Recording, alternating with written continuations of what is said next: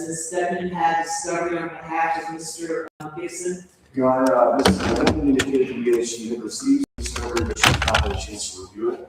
So she was asking the court for a new court date. I would suggest maybe 3-4 weeks out to give her a chance to review that discovery.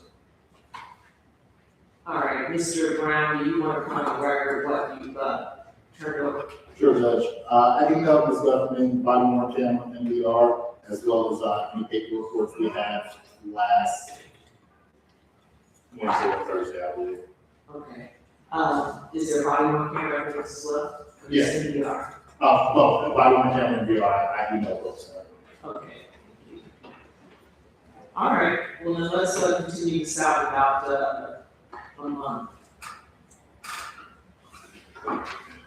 How about Thursday, April 16th? Okay. Thursday, April 16th. Is there a lot of final two trials? Because I have to try to keep that just final two You can trials. do it Wednesday, Yes, sir. April 15th. April 15th. April 15th, Wednesday. At 9 o'clock. Mr. Gibson, keep in contact with your lawyer, okay? Thank you for being here on time today, I appreciate that. Counsel was timely. Yes, Your Honor. All right, we will see you back here April 15th with the 7th. Okay, thank you, Judge.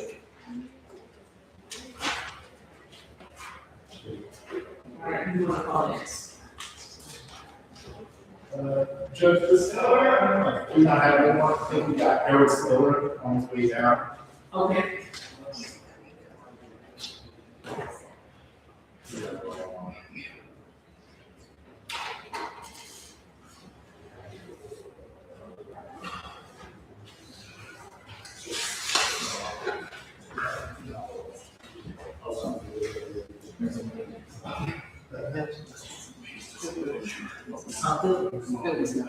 Oh, here.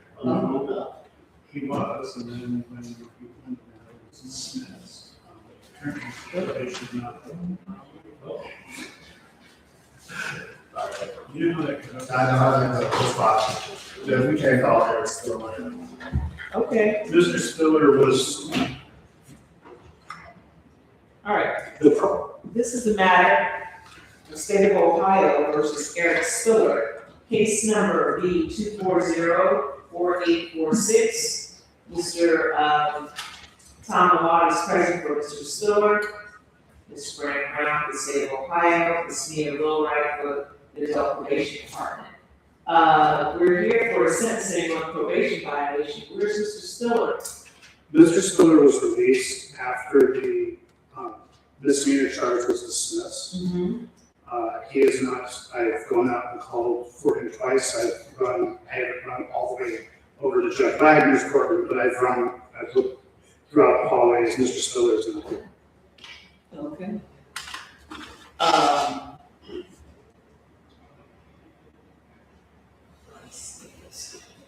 Steve? Judge, at this time, I think that it'd be appropriate to issue a case from Mr. Spiller. Looking at the nature of his probation violation, part of it was that he failed to report to probation on 2/10/26. At the time, when probation went out to look for him at his known address, he wasn't there, his phone was off. He did follow up and indicated that he was staying with a friend, so I'm not sure if probation actually knows where he is right now. But yeah, it doesn't sound. Do we know if there's a line outside? It's downstairs on the first floor. Yeah. I do not. Do you have any cases in the building today? I can come back, but I was headed to juvenile court. So I have one of the cases in juvenile court. Well, what I'm gonna do is I'm gonna wait until at least 10 o'clock to see if Mr. Spiller gets here. If he does not get here by 10, I'm gonna issue a warrant. If he does arrive, we will notify you. Will you have Lauren see and notify me? Correct. Thank you. All right, thank you very much. Ms. Lillard, yeah, you want to stay or you want to? Okay, thank you.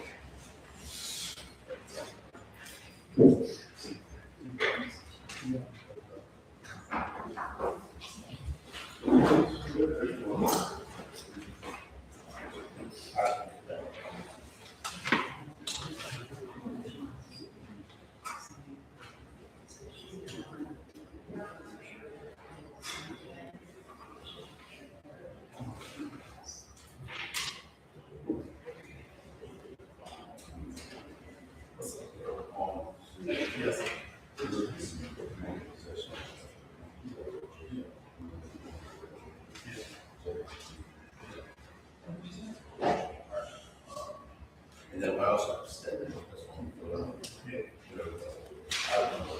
Because I couldn't find it, because it moved so many times that I should. Ms. Cox, who are you? he had a YouTube, so he said, Yeah. my understanding is that I don't know.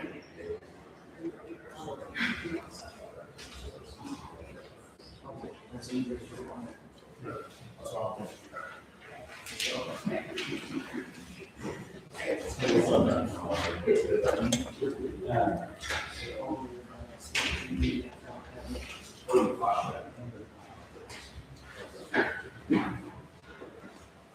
Ms. Bell? Okay. All right, Ms. Bell's on her way down. Who else can we call? Now, you all know I hate people sitting around waiting. correct, Judge.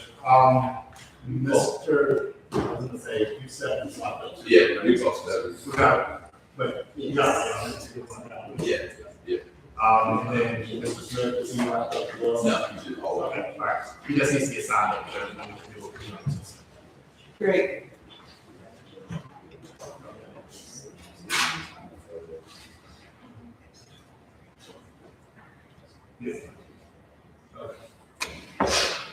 Is he ever recorded statement at all? Yeah. I would say, if you could just like resend it to me, to my email, or like, so I didn't see it, but that's fine. That's fine. But however you share it, even if you share it, you share it with me personally, so I just didn't see it. Okay. And, I reached out to records to see, because I didn't have anything with the rest, and said, you have something that you can just take, and, I think that was essentially what I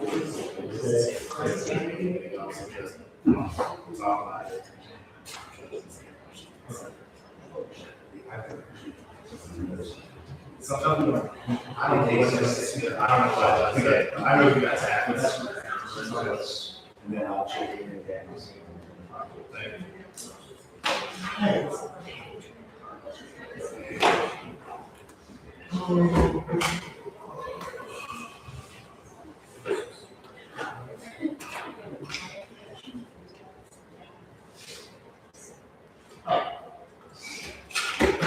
This is with, so I'm not going to be t-shirt that.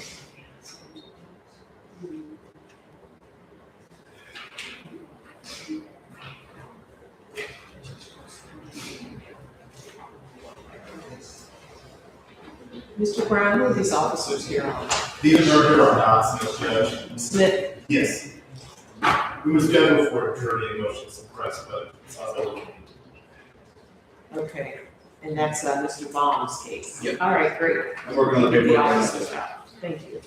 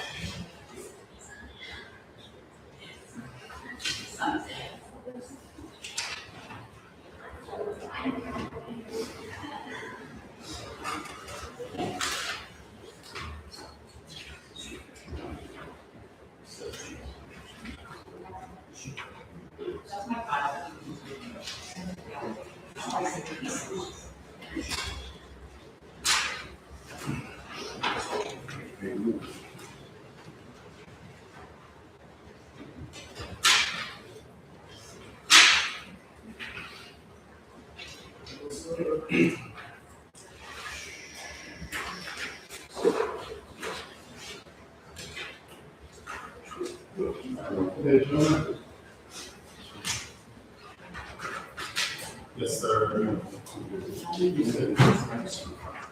Yes. I had when you got this survey, and asked him, I would want to he's a sneaky people who are so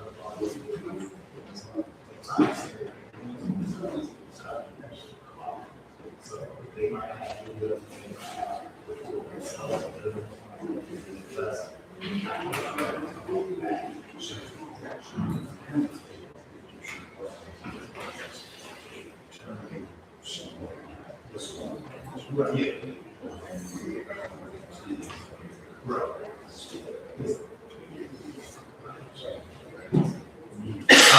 I don't use it now, but like I said, I have to. All right, can I call somebody? Yes, Judge. We can call Frank Cervantes. Good morning, Your Honor. I'm McIntosh from Mr. Cervantes. Good morning. This is a matter of Fayetteville, Ohio versus Frank Cervantes, case number B2600608. Mr. McIntosh for Mr. Cervantes and Mr. Brown for the state of Ohio.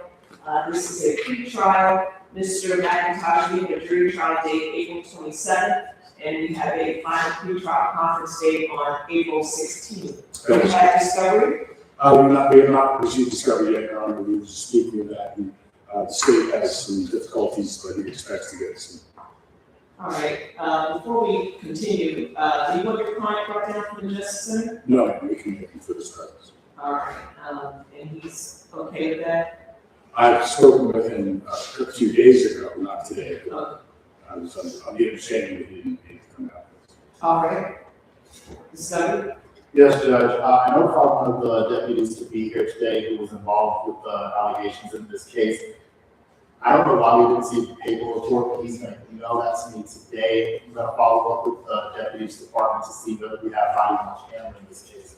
Additionally, I was speaking with Mr. McIntosh about the fact that my understanding is that Mr. Cervantes actually fled into Kentucky, so there may be some records that the Kentucky Police Department has, and he was eventually picked up once he came back here. So there are a couple different moving parts, but I'm working to get all those things out. All right, well, because Mr. Cervantes is in custody, I want this case to keep moving as quickly as it can. Can we continue this about 3 weeks, or closest to when we can do that? 3 weeks?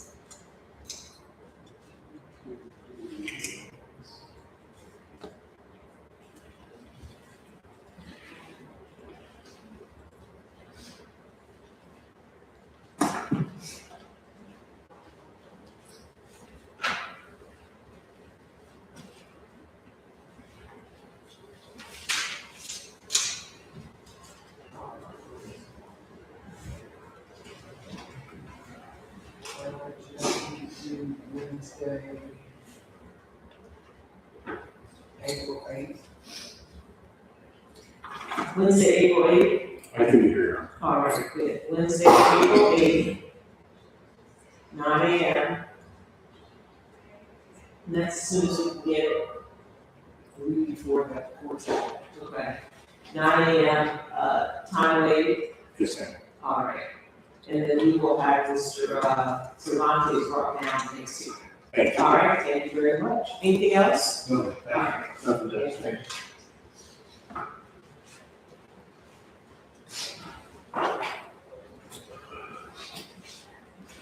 This is the one, You got it. last his last way that he's available that she was an admin assigned and said, admin said to her. Just didn't have enough room. All right. Who do you want to call next? Judge, we call David Baskin.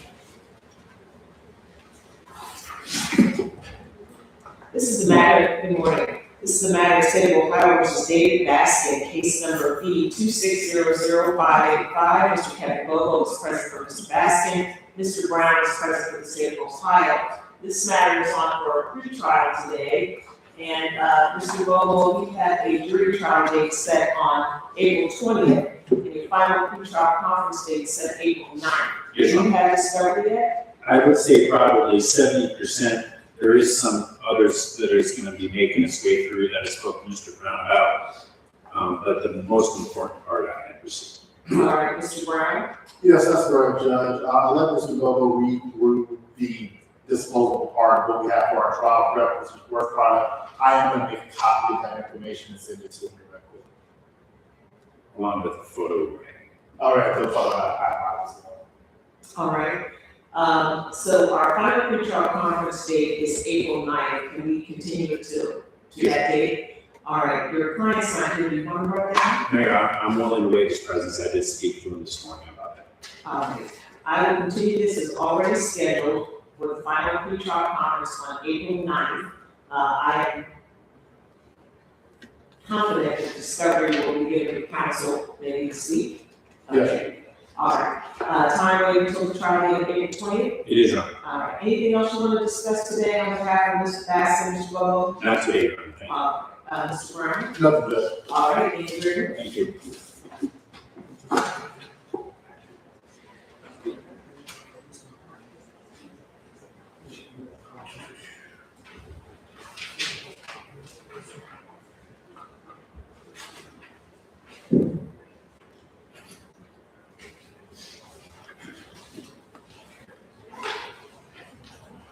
Mr. Parker, are you ready?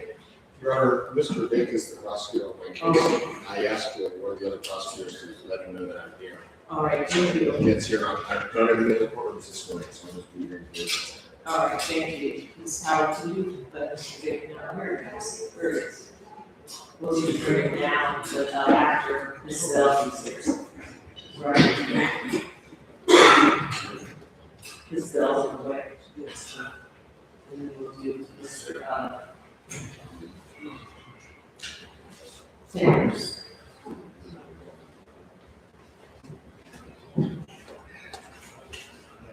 Yeah, 6 more minutes. 6 more minutes.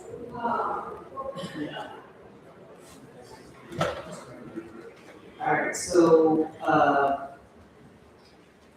Ms. Dell's on her way down, and then we're gonna call Mr. Sanders.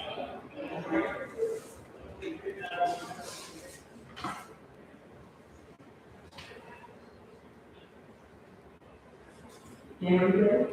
I am waiting for Mr. Vick as well. Oh, okay. Who do you have? Mr. Carney, Okay, thank you.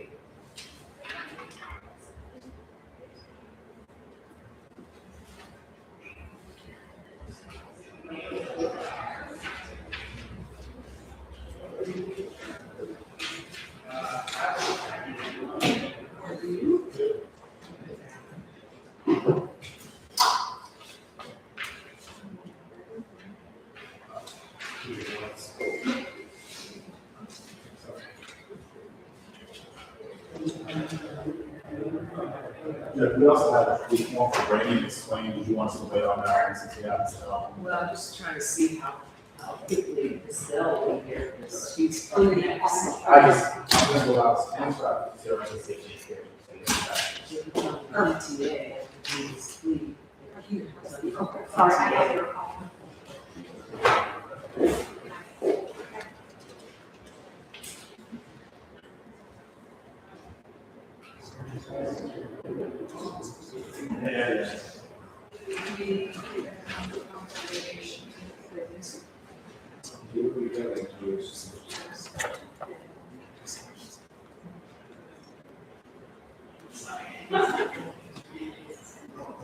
Good afternoon. Ms. Carpenter, you want a PSI? No, that's great. Mr. Brown, you Yes, want to sir. make an impact? No. Okay.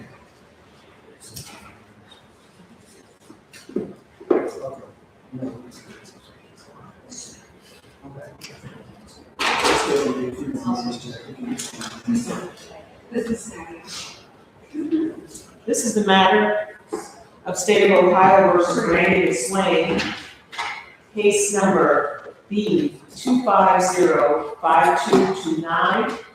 Ms. McSwain is present in the courtroom with her attorney, Ms. Kelsey Carpenter, and Mr. Brandon Brown is present for the State of Ohio. This matter is on today for a jury trial, but I have been handed plea documents. Counsel, is this how your client wishes to proceed? It is, Your Honor. Ms. McSwain, is that accurate? Yes, sir. All right. Ma'am, are you the Brandy McSwain named in this indictment? Yes, sir. Ms. McSwain, can you tell me how old you are 42. and how far did you go to school, ma'am? Bachelor's in Science, So, Mass Communications from Norfolk State. so you're highly educated, you're able to read and write English language well. Yeah, let's see that. Are you? Yes, I am. Yes, All sir. right, thank you. Are you a US citizen? Yes, Have you ever served in the military? Ms. McSwain, I have in my hand a single-page document. It's entitled Waiver of Trial by Jury. At the bottom, there are signatures. I recognize Ms. Carpenter's signature here, but right above, ma'am, is this where you sign? yes, sir. All right. This is an acknowledgement by you that you understand that you have a constitutional right to have a trial, which is set for today. But when you sign this form, you're indicating to the court, I understand my right, but I don't want to have a trial. I'm waiving or giving up my right to have a trial. Is that your understanding of what you were doing when you signed this form? Yes, sir. Did you sign this form after consulting with Ms. Carpenter about your constitutional right to have a trial? Yes, I did, sir. Do you have any questions about this form? Do you have any questions about your constitutional right to have a trial? Ms. McSwain, I also have in my hand a 2-page document. It's entitled Entering Withdrawing Plea of Not Guilty, Entering a Plea of Guilty, Reduction to Misdemeanor. And on the second page of this document, there's 2 pages. There are signatures. I recognize Mr. Brown, the prosecutor's signature below in black, Ms. Carpenter's signature right above, and then where it says defendant, is this where you sign, ma'am? Yes, sir. All right, thank you very much. Mr. Prosecutor, would you please put on the record the party's expectation regarding this plea? Yes, Judge, this one count indictment, state will be reducing it from a theft charge as a felony of the 5th degree to theft as a misdemeanor of the 1st degree in exchange for a guilty plea. Ms. Carpenter, is that accurate? It is, Your Honor. And Ms. McSwain, is that your understanding of what's happening today? Yes, sir. All right. Ma'am, are you under the influence of any medications, any alcohol or drugs today? Do you now or have you ever had to manage or have to manage any type of mental health difficulties? No, ADHD, but no. Okay, just ADHD? Yes. Okay. And were you ever prescribed medication to help you manage that diagnosis? Yes, sir. All right, are you still taking that medication? Yes. Okay. And the reason why I ask those questions is because I'm trying to discern whether or not you fully comprehend what your lawyer is saying and whether or not you're able to fully get out what you want to say to your lawyer. Have you been able to do that? Yes, sir. All right, thank you very much. Ma'am, are you presently under any type of probation or community control supervision in this state or any other state? In the state, yes. Can you tell me about that? It's, was. What county? In this county, and my first recording day was last week. I had a case around the same time when I was making these mistakes. And I Was was, it also for a death case? yes, And are you on probation? yes for that. And how long are you on probation? She said she's gonna put me on phone recording. I'm gonna take my bail money and pay the, Restitution? yes, I paid restitution already to pay the probation, community control fees. We pay that and then, she put me on phone recording. All right, thank you. And I take that past the 21st. All right, thank you. Has anyone forced, coerced, or threatened you in any manner into entering into this plea of guilty today? No. Has anyone promised you anything at all if you enter into this plea of guilty today? No, Are you making this plea of your own free will? yes, Now, the state has indicated that this is a single count indictment for theft, but it is currently a felony of the 5th degree. But based on your lawyer's negotiations with the state on your behalf, the state is asking the court to reduce that charge. It's still a theft, but it will be reduced to a misdemeanor offense of the 1st degree. Do you understand that? Yes, ma'am. And is that what you talked with your lawyer about before this hearing? Yes.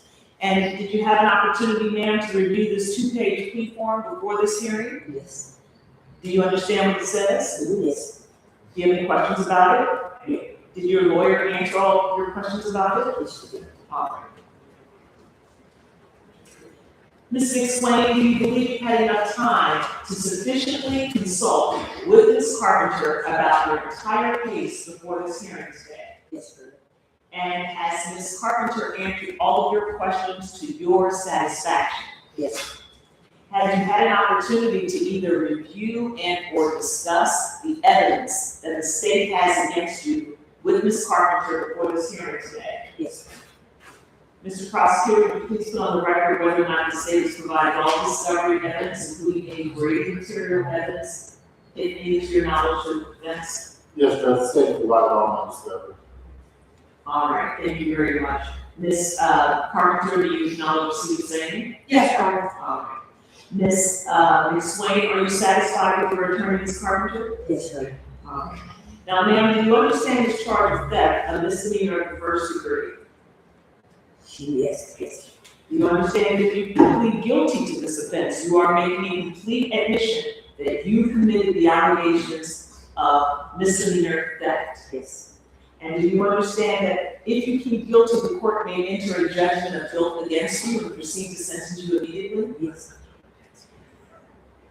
This reduced charge of theft, a misdemeanor of the 1st degree, do you understand that by pleading guilty, you are facing up to a maximum period of incarceration of 6 months and up to a maximum fine of $1,000? Yes, ma'am. You also understand that because this is a misdemeanor of the 1st degree, that community control is a possibility. Yes, ma'am. Community control being probation. Yes. And that I can place you on community control or probation for up to 5 years instead of sending you to jail. Yes, ma'am. You understand that if you are placed on a community control sentence, that you would have to comply with all probationary conditions as established by this court. Yes, ma'am. And if I place you on community control and you violate the conditions of community control, then you're gonna be brought back before me for a more restrictive sanction, which could include a whole host of penalties, but the most severe penalty could be the imposition of jail time up to the 180 days I previously discussed with you. Do you understand that? Yes, ma'am. Also, ma'am, if I impose court costs and you fail to pay those court costs, I could just order you to do community service instead of paying court costs. Do you understand? Yes, ma'am. Do you have any questions so far? No. All right. When you plead guilty, you give up some very important constitutional rights, and I need to make sure that you understand. Do you understand that you have a constitutional right to have a trial, either to the court or to a jury of 12 persons? Yes. Do you understand that you have a constitutional right to confront witnesses here in open court and have them cross-examined by your lawyer? Yes. Do you understand that you have a constitutional right to have witnesses subpoenaed to come to court and testify for you? Yes. Yes, ma'am. Do you understand that at a trial, it's the obligation of the state of Ohio to prove your guilt beyond a reasonable doubt? Yes, ma'am. And finally, do you understand that at a trial, you cannot be forced to testify against yourself? Yes. Do you understand each of these rights as I explained them? Yes, ma'am. Do you have any questions about your constitutional rights? No. Do you have any questions about anything we discussed here today? No. You understand that if you plead guilty, you are waiving or giving up all of these important constitutional rights in this case. Yes, ma'am. Ma'am, Ms. McSwain, knowing everything the court has discussed with you, do you still wish to enter a guilty plea to the reduced charge of theft, a misdemeanor of the 1st degree? Yes, ma'am. Counsel, is there anything further before I accept the plea? No, this time, Judge. May I hear you state the facts? Randy explained on or about September 17, 2025, in Hamilton County, State of Ohio, the purpose of depriving of such property or services worth less than $1,000 with retail merchandise belonging to Lynn's Crafters, knowingly obtained or exerted control over such property or services without the consent of Lynn's Crafters or the owner or person authorized to give consent. Judge, she went to Lynn's Crafters during business hours, took some glasses, ran out with them, actually ended up dropping them before she could exit the store. All right, anything on those sides, counsel? Nothing, Your Honor. Ms. McSwain, did you hear what the prosecutor said you did? Yes, sir. Is it true? Yes, sir. What is your plea to theft, a misdemeanor of the first degree? Guilty. Let the record reflect that Ms. Brandon McSwain was present in court with her attorney, Ms. Kelsey Carpenter, and that Ms. McSwain was informed of all of her constitutional rights and has made a knowing, intelligent, and voluntary waiver of those rights. The court finds that Ms. McSwain understands the nature of the charge, the effect of the plea, as well as the maximum penalties which can be imposed. Finding it to be voluntary, the court accepts the guilty plea and finds Brandon McSwain guilty as to count one, theft, reduced to a misdemeanor of the first degree in violation of revised code 2913.02 subsection A1. Counsel, is there any reason why sentence should not be entered today? We would ask for a court sentencing today, Your Honor. Are you waiting for PSI? Yes, Judge. All right, it's a pre-sentence investigation report. All right, state there is victim. Are you waiting for the victim impact statement? Yes, Judge, Lynn's Crafters representatives were here this morning, so state's ready to go forward with sentencing today. All right, thank you very much. I define that currency law has been complied with. So what would you like to say on behalf of Mrs. Swain? Thank you, Your Honor. On behalf of Ms. Swain, after this occurred, her and her boyfriend did move to Memphis, Tennessee, where he's originally from. Your Honor, they thought they would have better opportunities there. His family is there, so they do have familial support. Brady is currently working as a home health aide down in Memphis. She has made it to court back every time the court is required to be here. As she stated earlier, she is on probation through Judge Mundy in municipal court. She has made those appointments. They will be transferring that down to Memphis, Tennessee as well. Your Honor, we would ask that if the court were to place her on probation to be able to transfer it, however, since she's already on supervision, we would just ask for the credit for the money that she's done in on this. I don't believe that the state is asking for any restitution, just simply a stay away, considering that she has moved it to a whole new state to better her own life. That is not going to be a problem for her at all. Thank you very much. State? Judge, there is no restitution requested on this case. As I mentioned, the glasses she had were dropped, and so Lynn's Crafters recovered them. There was something she may have made off with, but my understanding is that I believe Ms. Swain's boyfriend actually ended up bringing those glasses back and handed them back to Lynn's Crafters. They at the time were also in possession of Ms. Swain's purse. So ultimately, no restitution is requested. They just want to stay away in this case. Ms. Swain does have a little bit of a criminal record also in Kentucky, I believe, also theft offenses. So it has been an issue of late, but otherwise it's staying. All right, thank you very much. Mrs. Swain, is there anything you'd like to say before I pass sentence? I'm very embarrassed about what I did, and I'm wanting to apologize to the inconvenience, to the crackers and to the courts for making that decision that has taken up the court's time. Well, I appreciate your remorse and apology to Lynn's Crafters, but there's no need to apologize to the court. This is what the court does. Yes. This is why we're here. But I'm a little concerned. I'm concerned that a 42-year-old, highly educated woman is running in the Lynn's Crafters and stealing their glasses. What was going on? And this is not the first time that you've been convicted of theft, event. So I'm wondering what's going on. Stupidity. And I'm very disappointed in myself.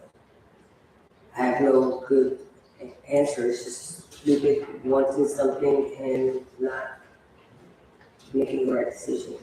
So what's your highest degree in? Mass communications and broadcasting. Have you explored a job in that field? I have, I'm, right out of college, I became a fellow, and I have not really been able to use my degree, but that's no excuse. I just was I was just stupid. I just can't think of anything else to say than it was stupid of me to know better and make a bad decision. I'm praying about it and wanting to fix many things in my life. So now you're living in Tennessee, Yes, you and your boyfriend, yes, and you're working as a home health aide. yes, taking care of his mom. His mother? Yes, Okay. Okay. That gives me a little bit, I guess, more comfort, because when I heard you were working for a home health aide, I was concerned. Because there's temptation to steal from a vulnerable person. And so, but it's your boyfriend's mother. yes, it's right. Well, I really hope that, have you ever received any counseling for your behavior? No, I'm excited to receive that and fix my life. Yeah. These types of things do allow for that to happen, so I'm grateful for that. I'm just disappointed in myself for being stupid. All right. Well, the court has considered overriding purposes of felony sentencing, even though it's been reduced now to a misdemeanor, but I'm still considering the purposes which are to protect the public from future crime by this offender and others similarly minded, and to punish this offender using the minimum sanctions the court determines accomplish these purposes without imposing an unnecessary burden on state and local government resources. I have considered the need for incapacitation, deterrence, rehabilitation, and restitution, and I'm considering all the factors as set forth in revised code 2929.12, which is seriousness of the offense, recidivism factors, which I still think are very important to consider even with a misdemeanor offense. But you are on probation for a misdemeanor offense already. It's been transferred to Tennessee. Not yet, but she said that when I meet my conditions, it will be, which on the 21st, when I take my test class and I pay the $600, then they will be met. All right, good. Well, I'm going to send you to 180 days, suspend 178 days, credit 2 days. You are going to be on probation for a year. 0 restitution is requested. Man, you're to stay away from all of those practices, Yes, sir. even in Tennessee. Yes, sir. You just gotta stay away from them, okay? And given that you're gonna be taking that class through your other probation, then that's good. I'm not gonna order another class, I'm just gonna that class. That's your report. Anything else, Councilman? Hang on. Nothing to say, Judge. All right, now, if you comply with all the terms, I will gladly transfer your supervision to Tennessee where you live. You won't be coming back to Cincinnati. Your right to appeal your conviction and sentence, should you choose to do so, you must do so within 30 days. If not, or the process of the appeal, an attorney will be appointed to help you with no cost to you. You understand, yes? Yes, sir. All right, so you still need to go to probation because it's a new case, even though they had you on probation, there's some assignment stuff with your other case so that you're being monitored. And then once you complete the conditions, everything can go to Tennessee. All right? Thank you. All right, wish you well. Thank you.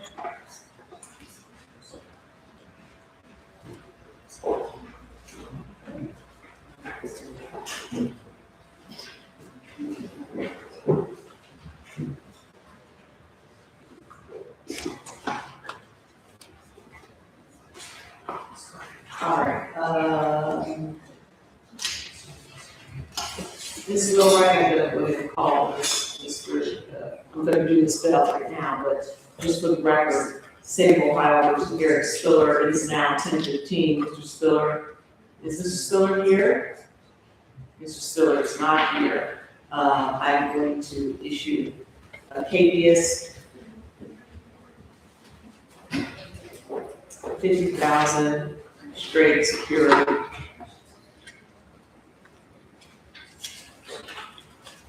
Mr. Malat did indicate that he wanted to also move moving on. Okay? All right. Yeah, moving on. Correct. All right, these are the matters of State of Ohio versus Nicole Bell, case numbers B 2600817 and B 2600343.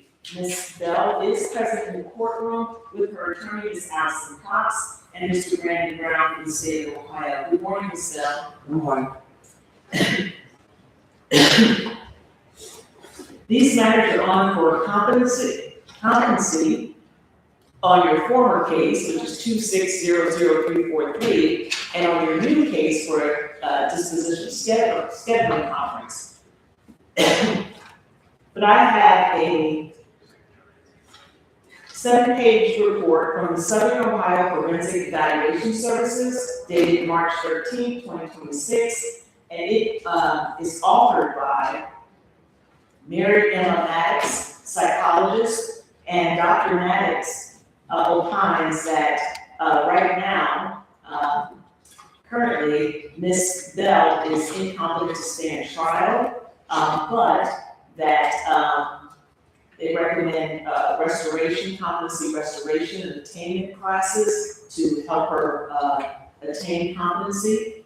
And so, counsel, have you received a copy of this report? I have, Your Honor, and I've also received a message from the forensic examiner as well. My understanding is that there is some concern for Ms. Bell's ability to help in her own defense or assist me in her own defense. I understand that the recommendation is that she be sent to Summit for restoration, and that she receive restorative services in the Justice Center until she can be placed at Summit. Stipulate to the report? Yes, Judge. All right, thank you. Mr. Brown? Stipulate as well. All right, so the competency report that I just referenced will be filed as Exhibit 1, Court Exhibit 1, under seal. So nobody will be able to see it.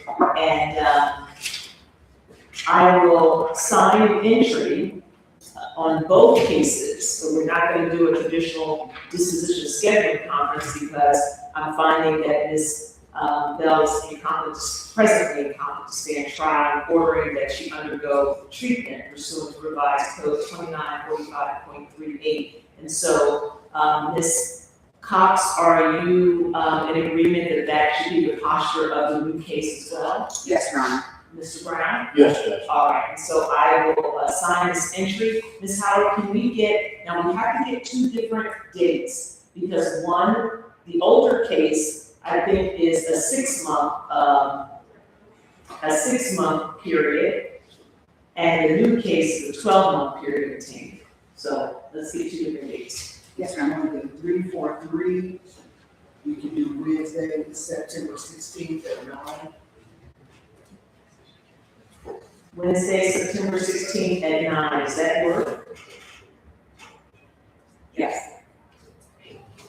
Mr. Brown, does that work for you, September 16th at 9? Yes, Judge. All right, council, I'm gonna ask you guys to sign these entries too, just on the date. And then, on the new case ending in 817, Ms. Howard, can we get a 6-month time frame for that? 12 month, What's that? 12 month, That was a 6-month, Judge. Oh, yeah, 12 months, thank you. March 10th to, Wednesday, March 10th, 2027 at 9. That's fine for me.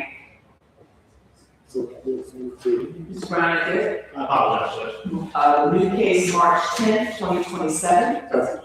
And the, older case, September 16th. Those dates work? yes, All right, excellent. Ms. Bell, Yes, ma'am. So it is the doctor's, belief that you can attain competency and move forward with your case after you take some classes, okay? Okay. And so what I'm going to do is I'm going to, remand you so that you can get those classes. Now, the classes depend on you. Even though I set a date of September 16th, you might attain competency before that date. And if you do, then they will let the court know, and I will advance your case. And so, I don't want you thinking, I'm not coming back till September 16th, because you might come back earlier, okay? All right. Do you have any questions, ma'am? When will I be sent to summer? Immediately. Okay. Yes, that work for you? Yes, ma'am. All right, yes, ma'am. All right, anything else, Ms. Cox? No, Your Honor. Mr. Brown? Nothing, Judge. All right, thank you very much. We're adjourned on this. Ms. Cox, can you sign and introduce yourself? And Mr. Brown.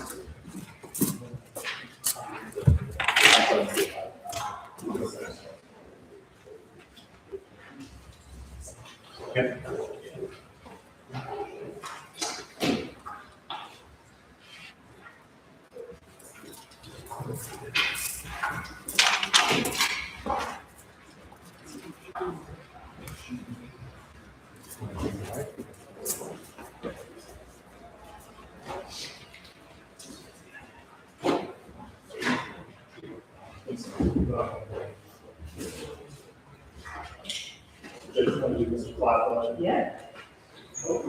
Oh, well, if you want to. He's okay. That's fine. Adrian Harvey, 243. I'm sorry, what was the name? Adrian Harvey. Oh, okay, Hardy. All right. This is the matter of State of Ohio versus Adrian Hardy, case number B2600243. This, is it Corinne? Yes.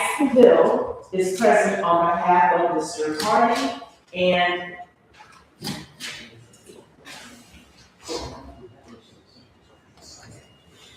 Mr. Robert Baker of the State of Ohio. This matter is on for a pretrial. And Ms. Hill, we have a jury trial date set June 22nd.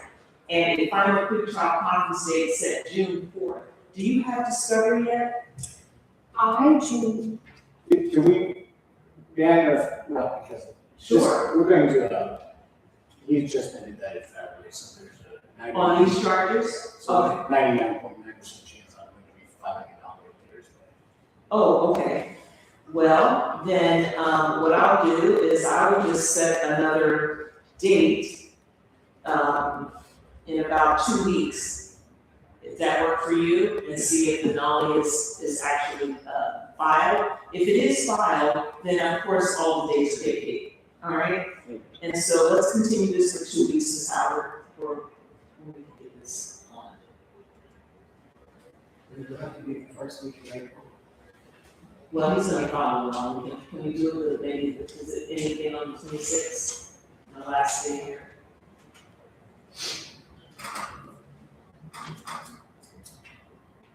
If you want It's a to. Zoom day. Huh? It's a Zoom day. That's fine. Well, we'll just put it on that day if you follow numbers. We'll do it on 3/26. That day is. It should be nollie, so, yeah, it's okay. 3/26, 9:30, Thank you. all days will be vacated soon. Do you mind, making sure you get a copy of it? Thank you. All right, thank you very much. Thank you.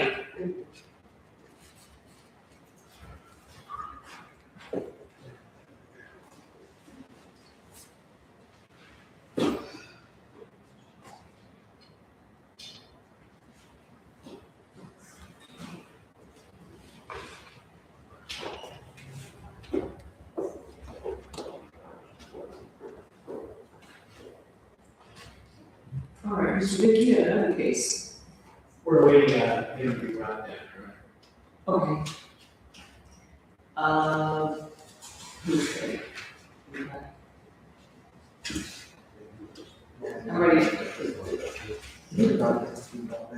Everybody's talking? All right, is Mr.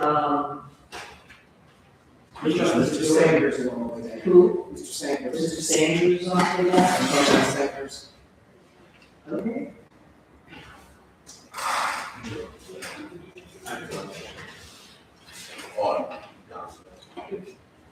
Mr. Clark, your comments on this. All right. Is any family members here for Mr. Sanders? There's one family, well, it was gone, yes. Okay.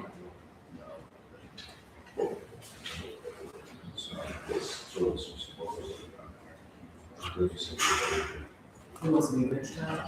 Talk to Jared about that? Okay.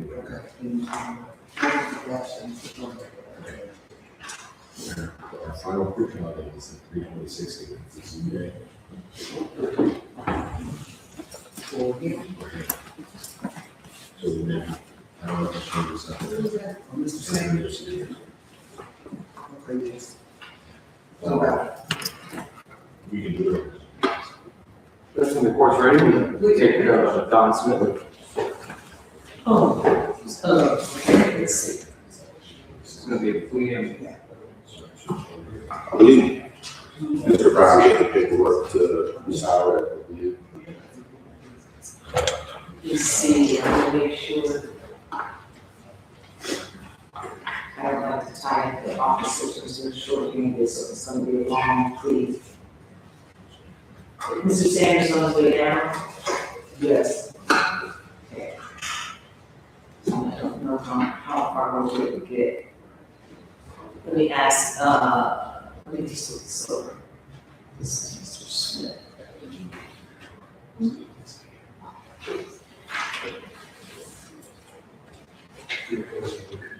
I look on the record. And,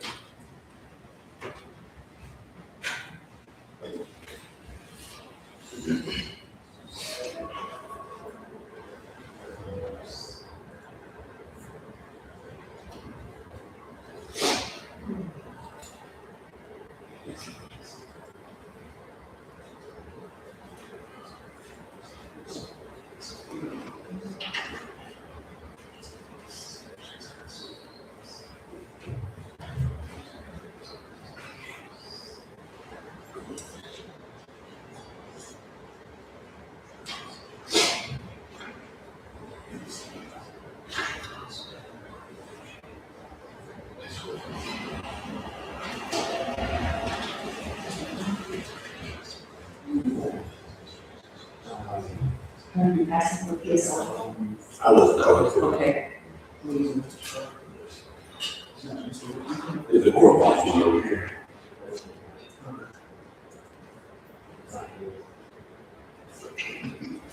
It's just okay, please.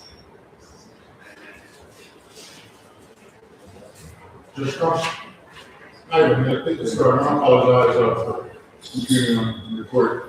I, inadvertently, lost your reentry card and, Mr. Jackson's, personal, Okay, you want another reentry card? yeah, yes, sir, please. Okay.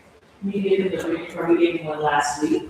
Thank you for coming back and asking for it, I appreciate that. I appreciate it. I just left my mother's house, I'm like, you know what? I live with my brother. I'm like, I'll be back in 2 days. I asked for the phone, but I was just moving out. And he said, I was just in disgrace. Thank you. Let's see. All right, have a good day, thank you. What are you gonna tell them when you get over there? Just passing. That's right. Yes, sir. Thank you, I appreciate it. All right, thank you. Motion to play the.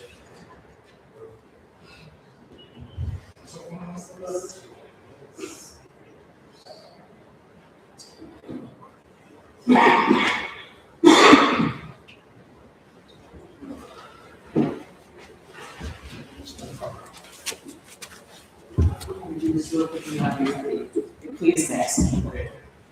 All right, this is a matter of stable. Mr. Brown, do that, or Mr. Vick? This is a matter of Antonio Sanders, case number B2507170. Mr. Sanders is present in the courtroom with his attorney, Mr. David Klopfelter, and Mr. Robert Vick is present for the state of Ohio.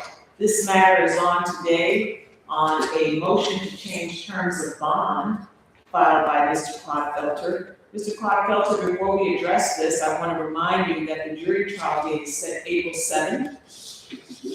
And the final pretrial conference date is set March 26th. That's correct, Judge, and I have in my hand a waiver of trial by jury. You're asking me to change that jury trial date to the bench trial. Okay. Which I believe will actually change the court dates. Okay. If I may approach. Yes. Thank you.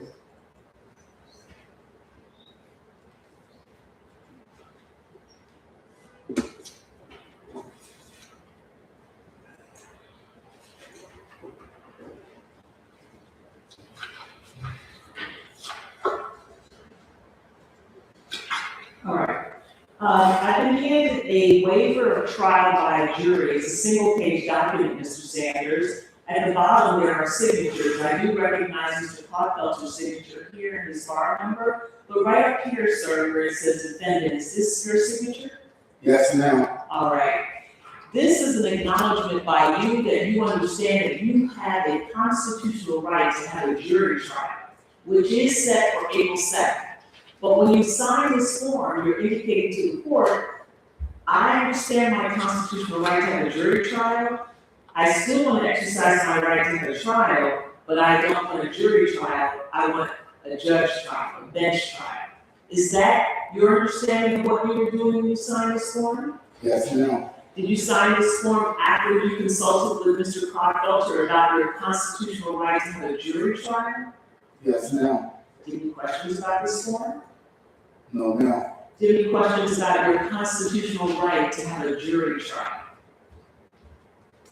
Do you have any questions about that? Oh, no, ma'am. All right, so I just want to make sure that we're on the same page, Mr. Sanders. So that means that it's your desire not to have 12 people sit in the box and decide your case. You want me to decide your case. Yes, ma'am. All right. I'm going to accept this waiver and I'm going to execute it.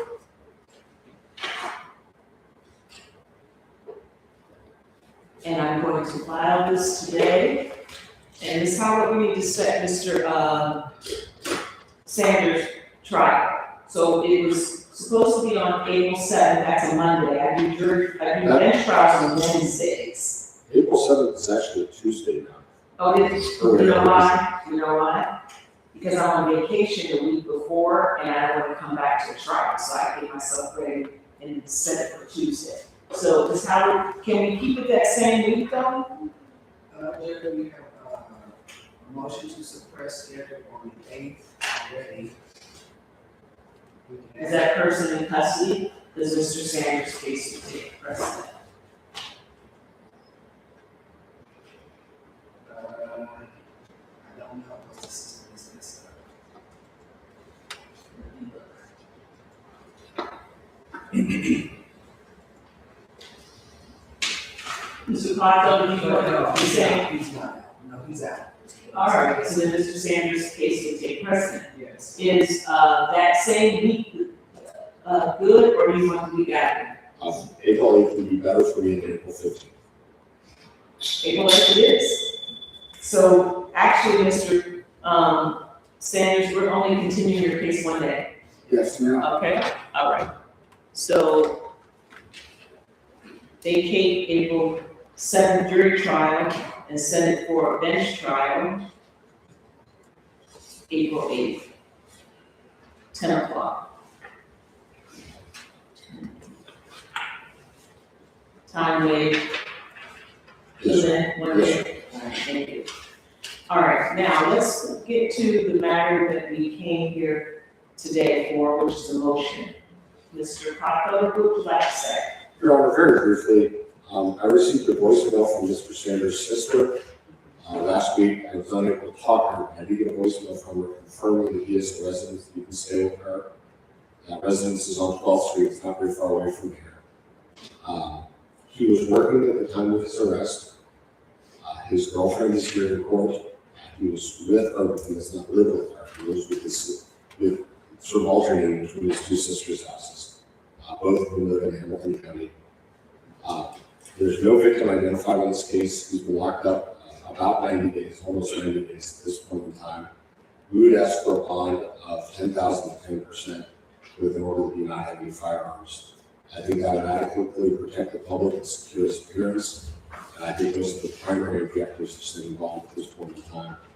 I would point out that he was arrested about 11 weeks after the incident. This is not something where he was arrested during the incident or right at the same time. He was working, as I said, at the time of his arrest, and I hope he can get that job back. Although since he's been in the Justice Center, obviously he doesn't currently hold that job. He also has volunteered at the CRC, the Cincinnati Recreation Commission, helping with youth basketball teams and youth football teams. I hope he can get back to that as well, and giving back to the community is a good thing for everyone to be doing. And those are the things that he was doing that were positive at the time of his arrest. And I hope he can get back to it. All right. Mr. Vick. Yeah, defendant. I haven't seen anything that has actually changed since the bond has been set as requiring the bond to be moved or lowered. I am looking at his record. He's got 6 prior felonies, including a robbery that was convicted of in 2022 that he got 2 years in prison. He has a prior weapons under disability conviction already. In this case, he was firing over a roadway that we don't have a victim, but there are several potential victims in the area where he was shooting. Residential? Yes. And there is, he has a prior ankle robbery in 2010 as well. So, and I understand that he has those positives going for him, but he also has a history of this. Just got out of prison. He knows he's not allowed to have guns no matter what the scenario is. And here he is, seen on video, firing. All right. Your Honor, the only thing I would add for the court is, although he was just released from the Department of Permanent Corrections, he was not on the Okay. Well, in preparing for this hearing today, I did consider the constitutional amendment, amending Article 1, Section 9. It was the Ohio Issue 1 in 2022, and that was the constitutional amendment that requires judges to consider public safety, the seriousness of the offense, and the criminal record themselves that they are. The reason why I'm so, and you referenced the case of Bowes versus McGuffey in your request, Mr. Pottfelter. I'm intimately familiar with that case because that was my case that went up to the Ohio Supreme Court. The Ohio Supreme Court indicated that, or ruled that public safety should not be a factor in setting cash bond. But it went to the voters, and overwhelmingly, the Ohio voters said they want judges to be required to consider public safety, which is how I initially ruled in the first place. So I'm intimately familiar with the conditions, bond and bail, and what we're required to consider. I looked at Mr. Sanders' record. Mr. Sanders, I want you to know that I consider you to be presumed innocent of this charge that you are coming before me with right now, because I'm required to. And I consider you to be innocent unless the state proves you otherwise. But I did look at what you have been convicted of. And it looks to me, and please correct me if I'm wrong, you've been to prison 4 times? Yes, ma'am. Okay. And each of those 4 times all involve a weapons offense. Robbery, is that right? It was only One of them, on first petition, I was 18 to involve weapons. Others did not involve weapons. Okay, so what they, I didn't look into the details of the cases, so thank you for correcting me, but based on the convictions, they either involved a weapon or a crime of violence. And so I have to take that into consideration, given, the constitutional amendment to public safety. I also have to look at, the fact that you are charged, even though you're presumed innocent, you are charged with a serious offense of discharging a firearm on or near a prohibited place. And so at this time, the bail is set at $50,000 straight.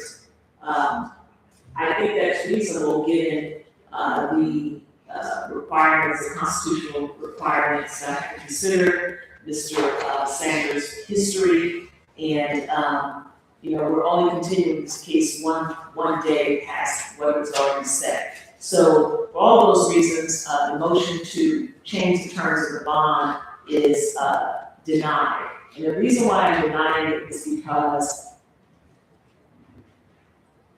I would increase it, but I'm not going to increase it, okay? So I'm just going to deny the request and leave it as is. All right, so we will have the bench trial on April 8th. And we'll still have the final pre-trial conference on the 26th. That'll be over Zoom. Is it on Zoom? Yes. And then we will make arrangements for Mr. Sanders to appear via Zoom at the jail. If he doesn't come, then he'll be able to participate in that final pre-trial conference. Because obviously I'll be in one location. Yes, but we'll coordinate with the jail so that he can make sure that he's participating in that hearing with you as well. Okay? Thank you. All right, anything else? No. I don't want him as my attorney in this case. Okay. Is there something you guys want to talk to about real quick over here? I don't want to talk to him about Okay. that. Okay. Do you, Mr. Sanders, have the ability to hire anybody? No. Okay. Yeah, So you're asking me to appoint someone else? yes, ma'am. All right, Mr. Clodfelter, do you identify any communication issues? Your Honor, I've spent several times talking to Mr. Sanders in the jail. We had a meeting where we looked at some videos last Tuesday, I believe it was. And I thought things were productive there. I think part of this may be based on the decision of the court just a couple of minutes ago. He has expressed frustration with the way the charges are filed and things like that to me. But based on the last couple of comments from Mr. Sanders, I would say that there's been a breakdown in communication. Okay. Working on somebody else. All right, well, Mr. Sanders, based on your request, I'm going to grant that, and I'm going to appoint someone else to, now, the only thing about that is your trial date is less than a month away. And so with the new lawyer, they'll have to get all the discovery, and they'll have to check their calendars, and they'll have to talk with you to see what your defense will be, so they can properly defend you. That might extend the date, I don't know. I'm gonna keep it as April 8th, okay? But if we get a new lawyer this time, that's less than a month, I don't know if they'll have enough time to process everything, talk with you, and properly defend you. So, per your request though, I will grant you the attorney, that's what you're asking me to do. Yes, ma'am. Okay. Okay, well, we already have someone, Mr. Jesse Jackson Jr. is going to take your case, okay? Judge, have Mr. Jackson contact me after getting the videos and things like that. And I'm gonna ask Mr. Jackson to come and see, is he in the building? I'm gonna ask him to come see you as soon as you get upstairs, Yes, ma'am. okay? All right, thank you.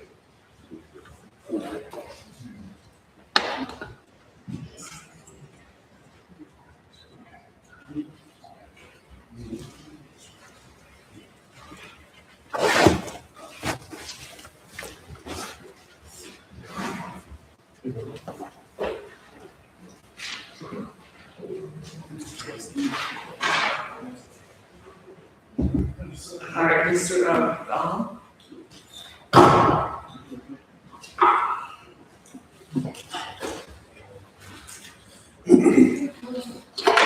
All right, this is the matter of State of Ohio versus Don Smith. Case number B2504264. Mr. Smith is present in the courtroom with his attorney, Mr. Ken Long, and Mr. Brandon Brown is present for the State of Ohio. Let's see.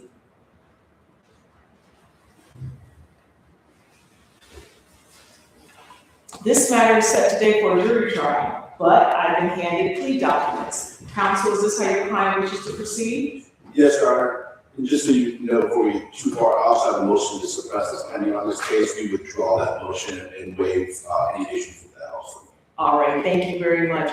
Mr. Smith, there was a motion to suppress in your case. Your attorney just made an oral motion to withdraw it so that it won't be heard. Is that, are you in agreement with that? Yes, ma'am. All right, thank you very much.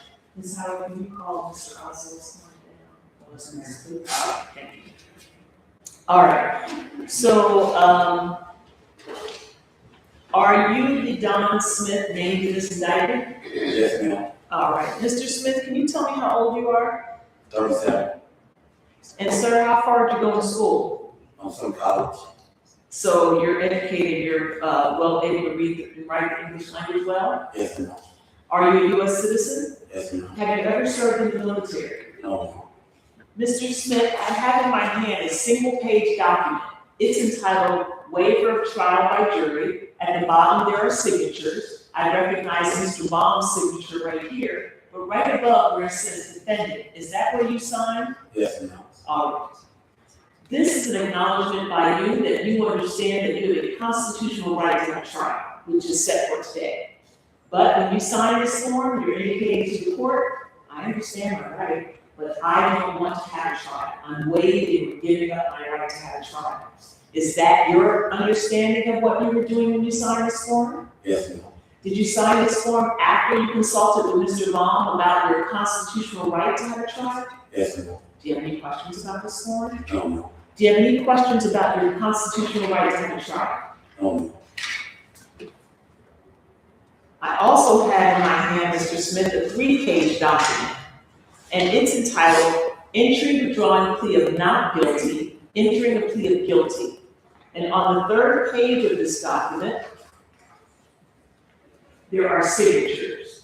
I recognize Mr. Brown's signature, the prosecutor here, and his bar number, Mr. Baum's signature here, and his bar number.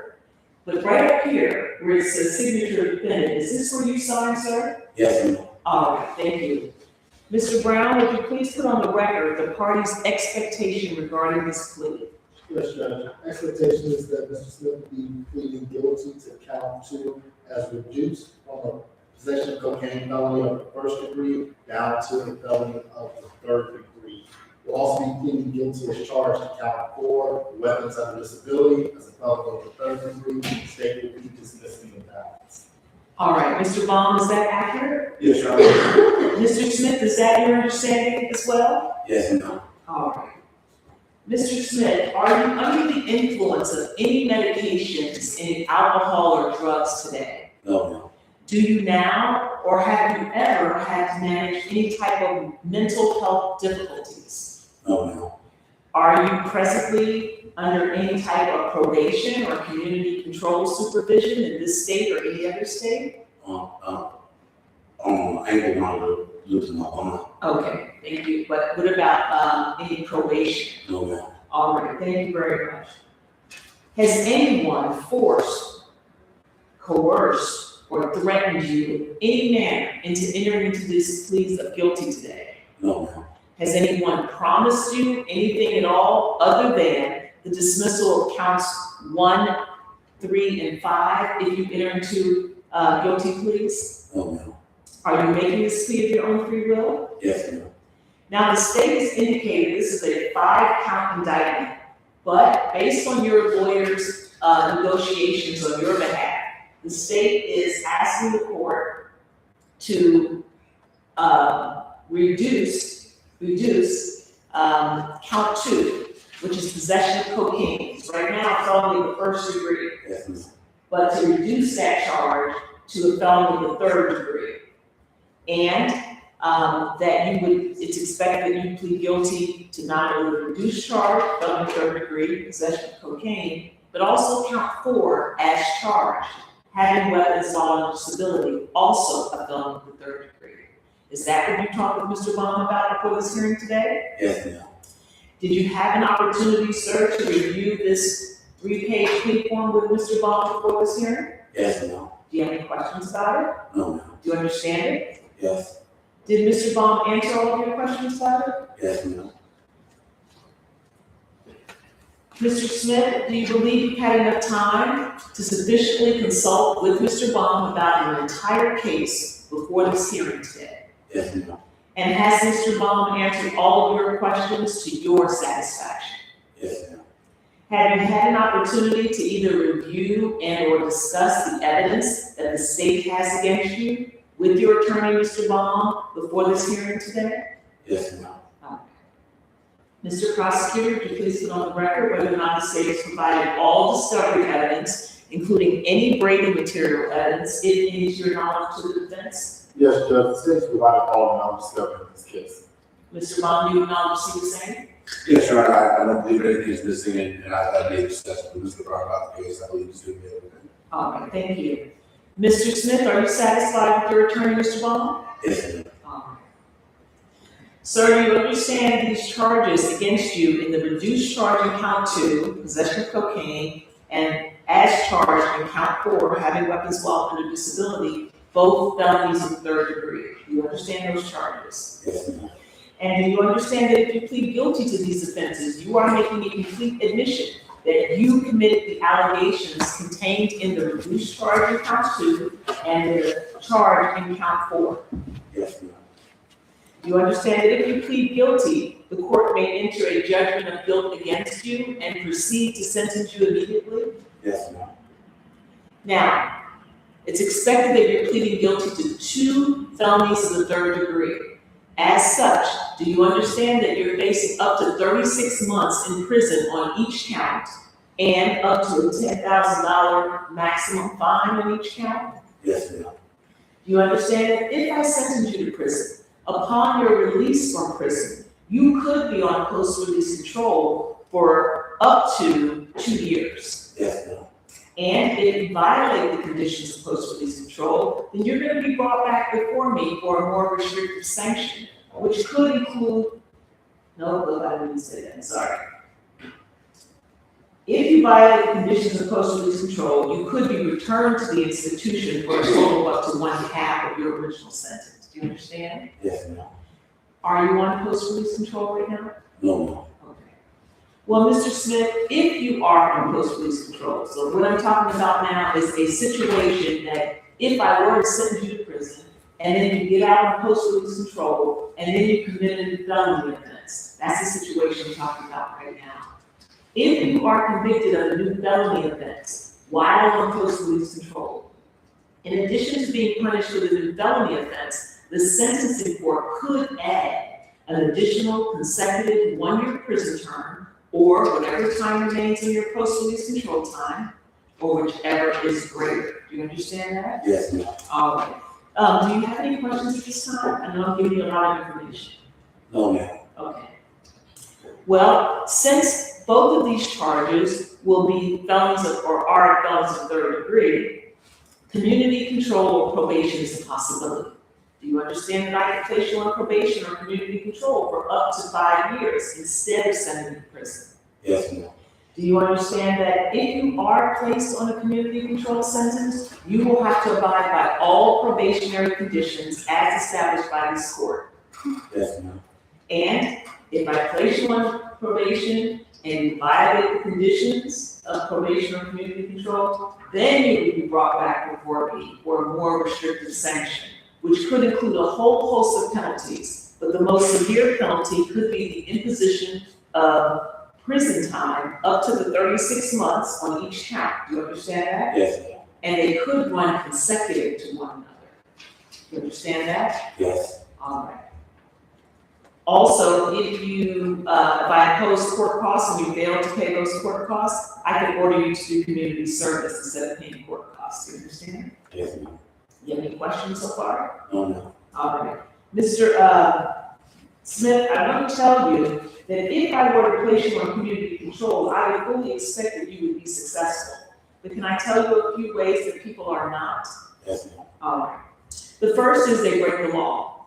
That's an immediate and direct violation of probation. Do you understand? Yes, ma'am. Also, the other big reason that people violate is that they just don't comply with all the conditions. So if there are 5 conditions and you complete 4.5, that's not full compliance. Do you understand? And that's a violation. Do you understand that? Yes. And then the third biggest way that most people, it's not so commonly known, but the third biggest way is they leave the state without permission of probation or the court. Do you understand? Yes, ma'am. And the reason why that's so important for me to tell you is because our state borders several states, right? We border northern Kentucky. And so leaving the state without permission of the court or probation is a violation, okay? All right. Any questions? No, no. When you plead guilty, you give up some very important constitutional rights, and I need to make sure that you understand. Do you understand that you have a constitutional right to have a trial either to the court or to a jury of 12 persons? Yes, ma'am. Do you understand that you have a constitutional right to confront witnesses here in open court and have them cross-examined by your lawyer? Yes, ma'am. Do you understand that you have a constitutional right to have witnesses subpoenaed to come to court and testify for you? Yes, ma'am. Do you understand that at a trial, it's the obligation of the state of Ohio to prove your guilt beyond a reasonable doubt? Yes, ma'am. And finally, do you understand that at a trial, you cannot be forced to testify against yourself? Yes, ma'am. Do you understand each of these rights I explained? Do you have any questions about your constitutional rights? No, ma'am. Any questions about anything we discussed today? No, ma'am. Do you understand that by pleading guilty, you are waiving all of these important constitutional rights in this case? Yes, ma'am. Mr. Smith, knowing everything the court has discussed with you today, do you still wish to enter a guilty plea to the reduced charge in count 2, possession of cocaine, a felony of the 3rd degree, and pleading guilty as charged to count 4, having weapons while under disability, also a felony of the 3rd degree? Yes, ma'am. All right, counsel, is there anything further before I accept the plea? Nothing from us, Your Honor. All right, thank you. May I hear your statement of facts? Don Smith, on or about August 8, 2025, in Hamilton County, state of Ohio, did knowingly obtain, possess, or use a Schedule II controlled substance to weight cocaine in an amount that equaled or exceeded 10 grams, but was less than 20 grams.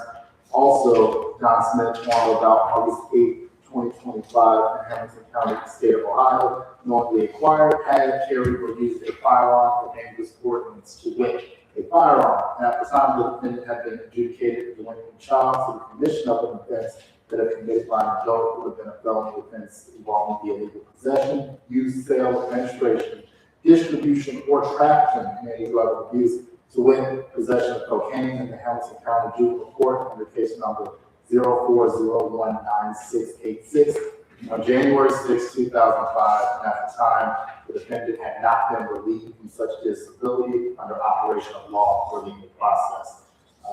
Judge, officers were conducting surveillance late at night in a high crime area. When they approached Mr. Smith, he ran, and when they managed to stop him after running, noticed that he had a firearm and drugs in his purse. All right, thank you very much. Anything on those facts, counsel? Nothing about it. All right, Mr. Smith, did you hear what the prosecutor said you did? Yes, ma'am. Is it true? Yes, ma'am. What is your plea to count 2, possession of cocaine reduced to a felony of the 3rd degree? Guilty. What is your plea to count 4, having weapons while under disability, a felony of the 3rd degree? Guilty. Let the record reflect that Mr. Don Smith was present in court with his attorney, Mr. Caleb Long, and that Mr. Smith was informed of all of his constitutional rights and has made a knowing, intelligent, and voluntary waiver of those rights. The court finds that Mr. Smith understands the nature of the charges, the effect of the pleas, as well as the maximum penalties which can be imposed. Finding them to be voluntary, the court accepts the guilty pleas and finds Mr. Don Smith guilty as to count 2, possession of cocaine reduced to a felony of the 3rd degree, and in violation of revised code 2925.11 subsection A, and guilty as charged in count 4, having weapons while in disability, a felony of the 3rd degree, in violation of revised code 2923.13 subsection A3. Counts 1, 3, and 5 are all dismissed at the state's request. Counsel, is there any reason why sentence should not be entered today? No reason, Your Honor, we wait PSI. All right, and I note, is there a victim? There is not, Judge. All right, thank you very much. Would you like to say on behalf of Mr. Smith? On behalf of Mr. Smith, Your Honor, so you know, at the end of this, I'm going to be asking you to consider probation treatment for Mr. Smith. He does have 2 children, a 3-year-old and a 3-month-old. He financially supports them. He works as a cook. He works as much as he possibly can to help financially support them. Where does he work? At At IHOP? yes, ma'am. Ridge? Florence. Florence, okay. So he works there to support them as much as he can. The entire case, Ryan, he's been on EMU. I've had no violations. I haven't heard anything that he did wrong. He's been in all court dates. I think that shows that not only does he respect the court, he respects the process and respects everything about the system. I think that he would maintain that. He would continue that. If he was put on probation, I think he would follow all rules. Looking at his record, based on what I have, I'm seeing type of violent history from Mr. Smith. He does need and want treatment in this. Since I've represented him, he's dealt with a very traumatic situation. I won't put too much of his business out there, but he dealt with a traumatic situation that has affected the way he's proceeding on this case. We are appreciative of the state with their offer and the opportunity for us to stand before you and ask for probation and treatment. I'm candid with you from my perspective. I think the motion to suppress was a good motion. That me and Mr. Brown have talked about the case, and then we were able to come to this offer. And Mr. Smith not looking for any type of technicality. He just wants treatment, wants to be the best person and father he can be for his family. So that's what we would be asking. Finally, he is indigent in this case, Your Honor. I do represent him through the Hamilton County Public Defender's Office. I ask you to take that into consideration. You impose fines and costs in this case. We can minimize those and or waive those. But our ask to be probation with treatment, I think he's a great candidate for it. And he understands the consequences if you do put him on that probation with treatment. If he messes that up, if he doesn't follow the rules, he doesn't meet your expectations, he understands the consequences of that and what that could do to the rest of his life. So that would be our ask. Thank you very much. State? Judge, I would be asking for a term of incarceration ultimately. Mr. Smith is under disability for possession when he was adjudicated as a juvenile, but he does also have convictions of trafficking in Kentucky. These are older cases around 2010, 2011, but it appears he did serve prison time on those. He also recently has a failure to comply within the misdemeanor court here back in 2024. The case in this situation was fairly brief, so he did not provide a significant struggle. Officers didn't eventually have to wrestle to get the gun and drugs away from them, but once they got standing up, he was cooperative at that point. Just considering the nature of these charges, Judge, state would ask for a period of incarceration, but not specifically. All right, thank you very much. Mr. Smith, is there anything you'd like to say before I pass sentence? Yes, I just wanted to say that I'm aware of what I did, the crime that I did, and I have full responsibility of it. I've been incarcerated before, and because I relapsed, I was on drugs. I got myself off of them, I know I can do it again. I relapsed because of something I was going through, and since I've been on this ankle monitor, I had time to reflect and work and just deal with my kids. So I'm asking if you consider probation so I can go and be a father for my kids.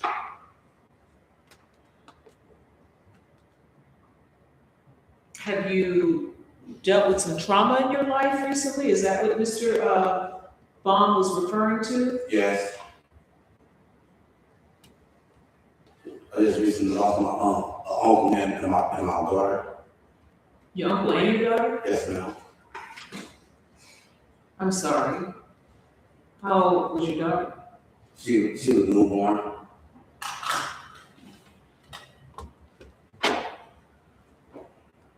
my condolences to you.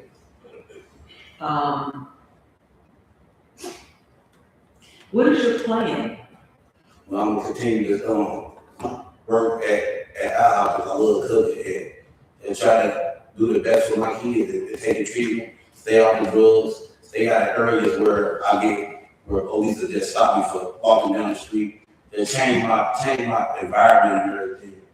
Like, I just don't wanna do this no more. There's a lot of what he's saying, Your Honor. He was in neighborhoods where high crime area was one of the buzzwords that was said. He's in areas Where he was either copying drugs or dealing drugs? Yeah, he should be doing it. And him and I, me and Smith had a lot of conversations while this been going on, that the easiest way for him to live the life he wants to do it and be where he wants to be, he's got to stay away from those areas. It doesn't matter what type of intention you walk into those areas with, you're there, things happen. Things get out of control very quickly. Obviously, he's understood that. Like I said, he's running into the whole time, hasn't had any issues being down there. And so, obviously, being monitored helps set his mindset. But I think he's followed through with that mindset since we started this process. And I believe that he'll continue to do that. All right. The court has considered the overriding purposes of felony sentencing pursuant to revised code 2929.11, which are to protect the public from future crime by this offender and others similarly minded, and to punish this offender using the minimum sanctions that the court determines accomplish these purposes, without imposing an unnecessary burden on state or local government resources. I have considered the need for incapacitation, deterrence, rehabilitation, and restitution. I reasonably calculated this sentence to achieve the two overriding purposes of felony sentencing and to be commensurate with and not demeaning to the seriousness of this offender's conduct and its impact on society, and to be consistent with sentences imposed for similar crimes committed by similar offenders. I've also considered the seriousness and recidivism factors as set forth in revised code 2929.12. Accordingly, Mr. Smith, I hereby sentence you to a term of 3 years community control intensive supervision. You will submit to outpatient drug treatment and trauma treatment. Cost and fines remit. I'm gonna terminate the EMD because if you're gonna violate pretty quick. And I'm gonna tell you, if you violate, Mr. Smith, I'm trying to give you a chance. If you violate, I will not hesitate to sentence you to a term of 36 months on each count to run consecutive to one another for a total of 72 months. 72 months, what's that, 6 years? Yes, In ma'am. the Ohio Department of Corrections, so you understand, Yes, ma'am. you have a lot to lose. Wow. Now, you have done exceptionally well while on danger line. Yes, ma'am. So I know you can do it. Yes, ma'am. It was just, I was going through something. Well, we all going through something. Right. We all going through something. You cannot, I understand, my sincere condolences for the loss of your family members, but you cannot rely on, I'm going through something, so now I get to break the law. Because we're all going through something. All right? Yes, ma'am. So, I'm giving you this chance, but I'm gonna tell you, if you blow it, I'm not gonna feel bad. Because I'm already extending the grace. I'm already giving you the chance that maybe somebody else wouldn't, Yes, ma'am. I appreciate it. okay? So I hope that you take this chance and do the right thing. I want you to get the drug treatment. I want you to get the trauma treatment to help you, because those are probably the root causes why you even find yourself in before the court. As we get to the root of that, then hopefully we won't see you here anymore, okay? All right, anything else, counsel? Nothing much. All right. So, Judge, You have a right to appeal your conviction and sentence. Should you choose to do so, you must do so within 30 days. If you cannot afford the process of appeal, an attorney will be appointed to help you at no cost to you. Do you understand? Yes, ma'am. So if you do want to appeal, you need to tell us why. Okay. All right, thank you very much. All right, we need to go right over to probation. We're going to send the paperwork ahead of you. So as soon as you get over there, they should be calling you. It'll take a few minutes to get you set up. And you live in Hamilton County, right? But you work in Kentucky. Yes, ma'am. You need to make sure you tell them that. I guess I was told that already. They already know. All right, I'm gonna terminate the EMD, but that's not a license to go do what you wanna do, you understand? All right, you act like it's still there, just act like it's still there. I ain't gonna get that paid. All right, I wish you well. Yeah. All right, now we're ready for, Mr. Jordan.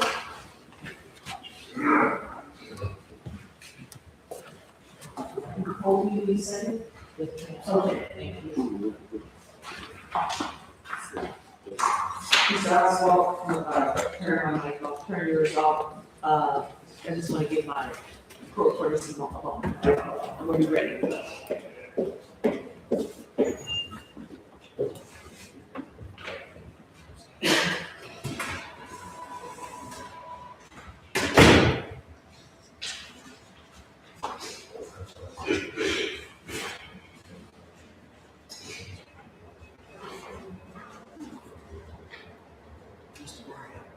Yes, I gave that. You can take those letters. Okay, I got it. Did you see how? Yes.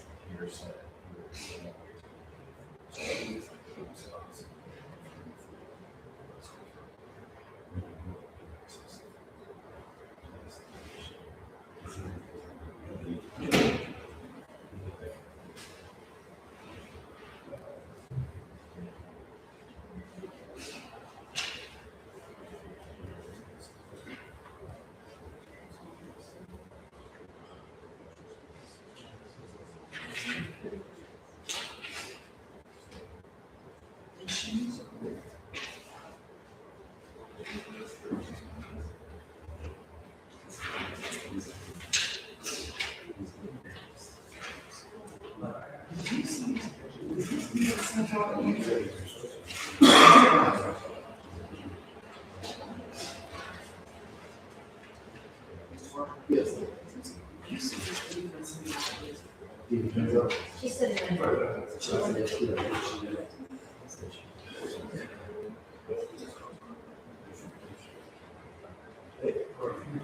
Yes.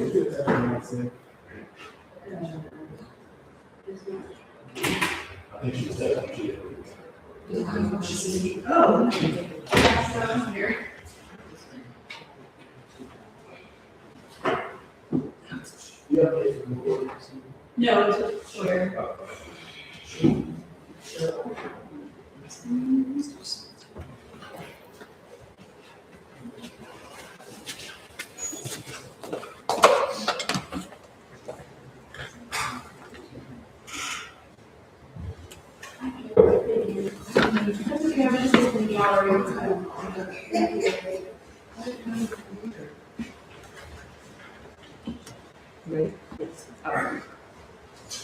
This is the matter of State of Ohio versus Michael Jordan, case number B2502408. Mr. Jordan is present in the courtroom, his attorney, Mr. Oswald, and Mr.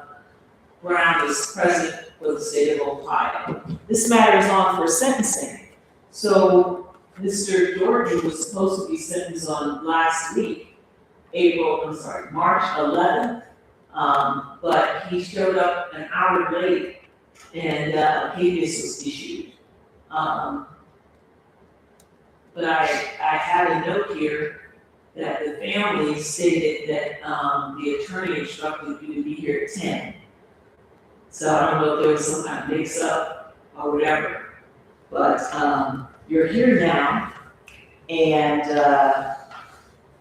Mr. Oswald, we ready to go forward? Yes, sir. Okay, so I did, at the request of council, ask for a River City assessment for our weapons program, our gun program, and I have a letter here dated March 10th, 2026, from the executive director of River City Correctional Center, who indicates that he has been screened and he is an appropriate candidate for that program. So I want to put that on the record. Also, I know that the PSI was waived, there was no victim in this case, and I have received several, 4 4 character letters for Mr. Jordan. Council, would you like to look at them before I've seen it. Okay, did you see it? Yes. Okay, excellent. All right, what would you like to say on behalf of Mr. Jordan? Your Honor, as you're aware, last Monday we did the motion to suppress, and you granted him 2 days for a continuance for sentencing. In that time, on Tuesday, he did meet with River City, did the assessment. He's an appropriate candidate for the River City Dome program. On Wednesday, he was helping his daughter obtain the license from the DMV. He was texting me throughout the morning. I texted him at 9:06, said, when are you going to be in court? He was saying, hey, I'm on my way, I'm 15 minutes out. I conveyed that to your bailiff at 9:52. He was under the impression that it was a 10 o'clock time because the motion to suppress was set at 10. So he assumed it was at 10, not knowing it was at 9. But he was communicating with me. If he was not going to show, he wouldn't have texted me at all. He then did appear. You started a trial, you took him into custody, that's why he's here. So by no means was he trying to evade the court or do anything like that. Obviously, from the letters, he has a lot of support from his family. There's people in the courtroom today that support him. He accepts responsibility, and we're asking for River City on here. Okay, thank you. Mr. Brown. Yes, Judge, stating we asking for a period of incarceration on this case. Spoken with the officers who were involved in this case. Obviously, the court has seen the video from the motion to suppress, so they're familiar with the facts. Mr. Jordan was more cooperative than Mr. Ferguson who was in this case. His nephew tried to drive off and refused to get out of the vehicle. Mr. Jordan was chatting, which made the officers a little bit nervous, but he certainly wasn't disrespectful. Looking at his criminal history, Mr. Jordan has multiple convictions for weapons under disability, one in 2007. He also has another in 2008 that was in connection with a felonious assault conviction with weapon specifications. He has a series of charges that were dismissed in 2015. From what I can determine, those charges were connected to a federal case that ultimately he pled guilty to felony possession of heroin with intent to distribute. He also has a dismissal ultimately, but for very serious charges of murder and aggravated murder. He then has a conviction in 2021 for vandalism, in which case he served 324 days in Judge Branch's courtroom. I read the letters as well. I don't doubt Mr. Jordan has had a positive impact on many other people in his life and that he's kind to them, but he seems to run afoul of the law repeatedly and continues to have a weapon on him. I don't know if the River City program is appropriate for him because based on every charge that he's ever had in his own life experiences, he should be well aware he cannot possess a firearm. He has shown in the past that if he does have a firearm, he may commit a violent crime. So it's based on all those reasons, Judge, we ultimately ask for incarceration in this case. All right, thank you very much. Your Honor, if I didn't say it, I believe his daughter was the most speaking. All right, Mr. Brown, Mr. Brown, I'm so sorry, Mr. Jordan, looking right at you, I know you're Mr. Jordan. Is there anything you'd like to say? Yes, Thank you. I just ask that the court give me River City. I'm a changed man. I know that this incident happened, and even though we did a suppression hearing behind the things, at the scene, I instantly took accountability for what I thought was mine. But now, today, since I pleaded guilty, I feel like I'm ready to take on accountability and go and do this program, and I think I'll be successful with this program. Just because of the things I've been doing with my family. And I've been staying out of trouble. Since I caught this case, I haven't had a run-in with the police at all. No type of incidents. I've been staying out the way, I've been working, I've been taking care of my family, I got a baby on the way, and I think I'm gonna be exceptional in this program. So I asked the court to give me this program. Where were you working? I was working for staffing, fairway staffing, and I was doing sushi up the Kroger's. The Kroger's in Coreyville. On this day that you were driving in the middle of, you weren't driving, your nephew, I think, was driving? Yes. It was the middle of the day. Wasn't a Saturday, was it? No, it was the Thursday, we said to UC, I do with all my nephews and their friends, I take them to UC every Sunday, and we just heal each other, we hoop, we work out. But this was Thursday. Yeah, but that second day we did it Thursday, but we do it every Sunday. Like to this day, we do it every Sunday. And what do you do? We go to UC, we play basketball, we work out, and we just talk about how our week be. I see. It's quality time Yes, with ma'am. your nephews. Not just my nephews, I do it with nephews, their friends, Oh. son. Sometimes my daughter go, but it just be more for young kids. Okay. You said you want, somebody to speak? All right, you have to, sit over here for a second.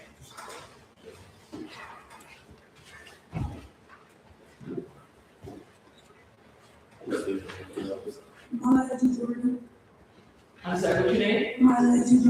Malaysia. Malaysia, how old are you? 17. All right, and I see you in court, most every time is it your father? Yes, ma'am. And he's been in court. What do you want to say on behalf of your dad? I just want to say since this incident has happened, my dad has tried to better himself, even start a community group, like going out and bonding with each other, learning and teaching each other how to It's okay, take your time. You don't have to rush.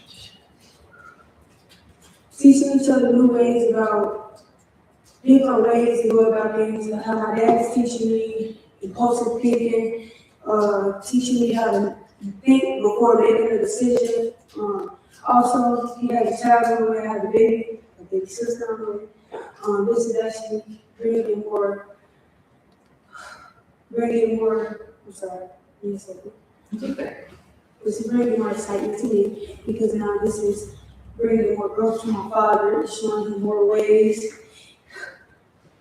And also, You got a big day coming up. yes, ma'am, also May 13th, I graduate, and I would love to see my father there. Where are you gonna graduate?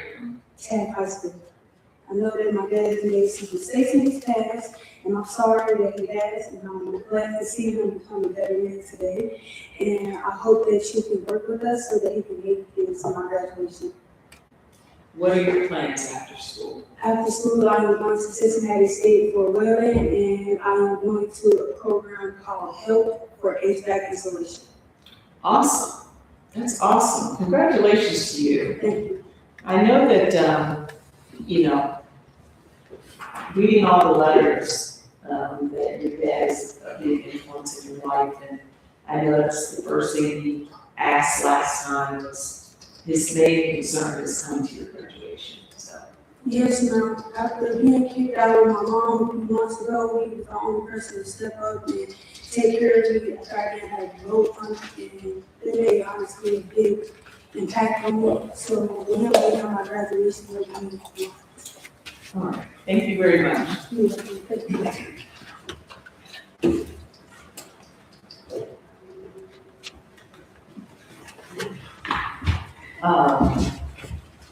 I have letters here from Jaleisha Anderson, 8 years old. Is that your child? I'm not 8 years old.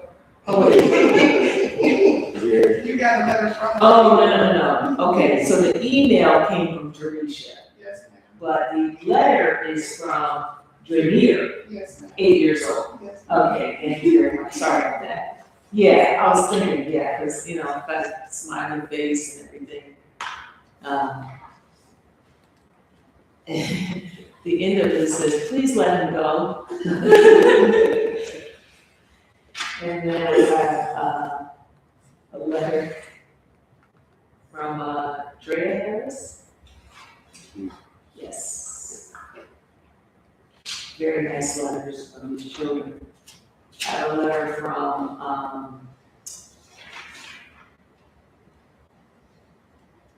Jair, Yes. 15 years old. Very nice letter. talking about how much you meant to them as a stepfather. And then I had a letter from Teresa Anderson. And she's the mother of your unborn child. And it's a very nice letter. Very nice letter.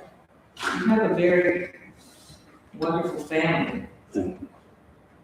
So that's why you have a lot to lose. So why in the world would you be out there exposing yourself to prison when you have such a beautiful family? And you have so much to lose. And you already know what prison is like. You've already been there. And now you come out and you seem to be doing good things. Going to church, going to work, being present in your children's lives, being present with your family. And then you out doing this. It's a knucklehead move, Mr. Jordan. And if I sound angry, I am. Because people need their father and their partners. And you don't have the luxury to just be a knucklehead. You don't. You have way too much to lose. Other people's lives who are connected to you suffer loss when you do whatever you want, expose yourself to prison, and then you're gone. That's not fair to them. And you know this. I'm not like saying anything you don't know. But my question is, children are not supposed to have to come to court and speak on behalf of their parent. They're not. Because at that moment, what I'm seeing is more responsibility, more discipline put on the child than on the parent.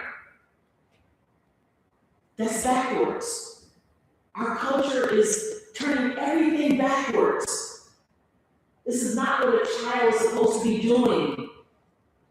Sending letters to a judge at 8 years old about their dad, or 15-year-old about their dad, or a 17-year-old coming to court, missing school to speak up for their dad. You made that happen, and that's not right. So if I sound angry about that, I am. Because our culture, we got it backwards. And it's not acceptable. So, I did watch the tape and I considered the evidence, and under the law, your motion was rightfully denied. But I do recognize that you were way more cooperative than your co-defendant. Now, you and your co-defendant are treated somewhat differently because of his criminal history and yours. And that's what you have to think about when you make decisions. Yes, I want you to move away from your past. I want you to move forward, but you still got to consider it. Right? Because someone who looks at that paper, we don't know you. The police don't know you. The judge doesn't know you. Your family, like your family does. So we don't have the same, we're not going to look at you the same way. We're looking at that record. And that record tells us something. It doesn't tell us you're present for your daughter, that you have a child on the way, and you're in a loving relationship.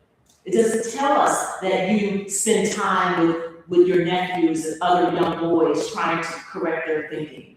It doesn't tell us that you go to church. it tells us you're a criminal. So that's why you can't afford to act reckless. You can't afford to do things without thinking about them. Understand? Yes, I do. Okay. Well, court has considered the overriding purposes of felony sentencing pursuant to revised code 2929.11, which are to protect the public from future crime by this offender and others similarly minded, and to punish this offender using the minimum sanctions that the court determines to accomplish these purposes without imposing an unnecessary burden on state or local government resources. I have considered the need for capacitation, deterrence, rehabilitation, restitution, even though there's no restitution in this case. I've reasonably calculated this sentence to achieve the two overriding purposes of felony sentencing and to be commensurate with and not demeaning to the seriousness of this offender's conduct and its impact on society and its impact on his own family. And to be consistent with sentences imposed for similar crimes committed by similar offenders. I've also considered the seriousness and recidivism factors set forth in revised code 2929.12. Accordingly, Mr. Jordan,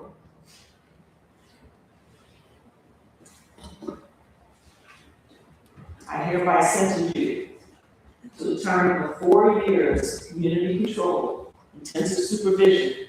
The condition of the supervision is going to be this gun program. Now, the gun program is actually 90 days. And you're going to do 90 days, however, I've made arrangements with the executive director of River City for you to attend your daughter's graduation. No. But that's it. And court costs and fines are remitted. Now, Mr. Jordan, I hope you think about this conversation. But more importantly, what I want you to think about, that if you mess up, you don't complete the gun program, you mess up on community control, I am not going to hesitate to sentence you. Looks like, well, this is a no contest plea on all charges, right? So counts 1 and 2 merge.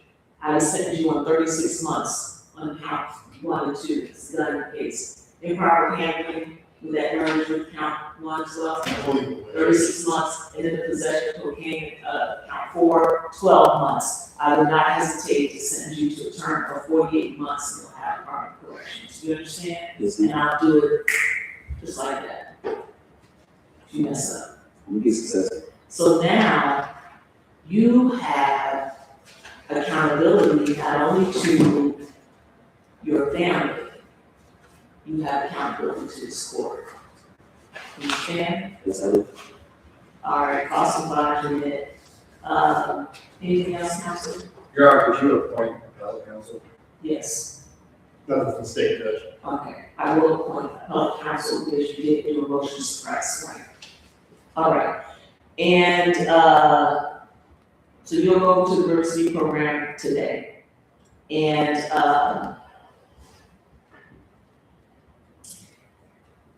I'm gonna think about it, but I may put you in my reentry program because I want to keep some tight reins on you. That means you may be in a special program of mine, reentry, where we help you overcome these obstacles that you keep facing and acting reckless to make sure that you become successful and you're a productive member of society and your family. Do you understand? Yes. All right. Any questions? No. All right. Thank you. All right. We're adjourned.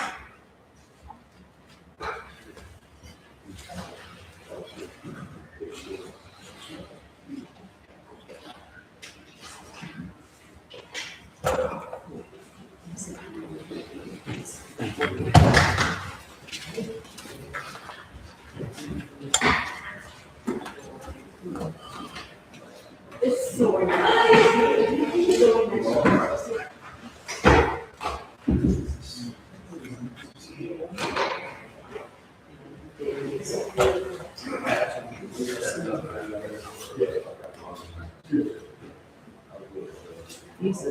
person is Richard.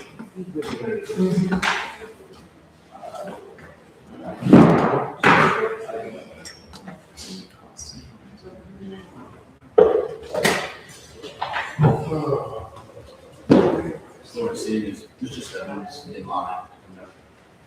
We're ready. No, you can't be. Okay. We're ready. You got paperwork?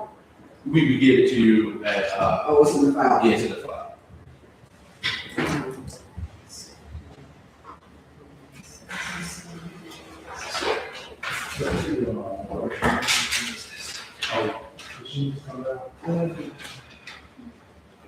Ms. Howard, that's it, the other, give that name. Thank you. Yeah. Okay. First, Sure. January. Yeah. And then Mr. Pritchard, ready?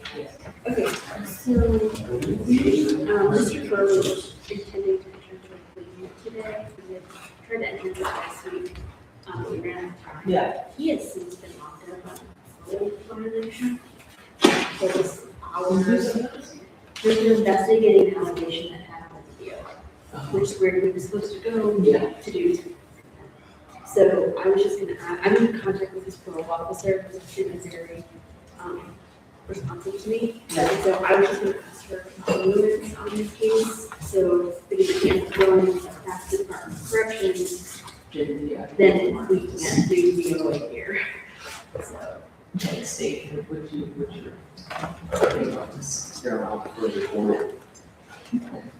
he's not locked up, technically that isn't anymore, Judge, so he is bond, I believe, on this. Yeah. Well, I remember it was locked up.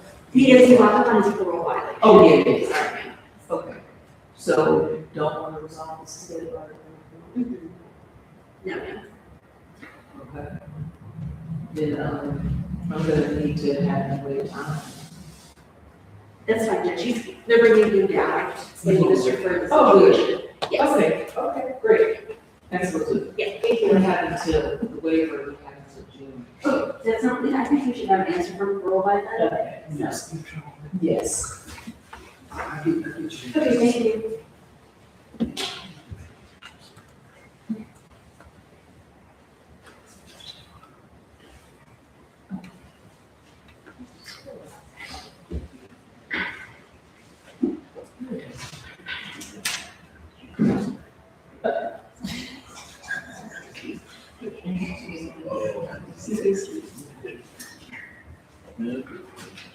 Mr. Kutcher?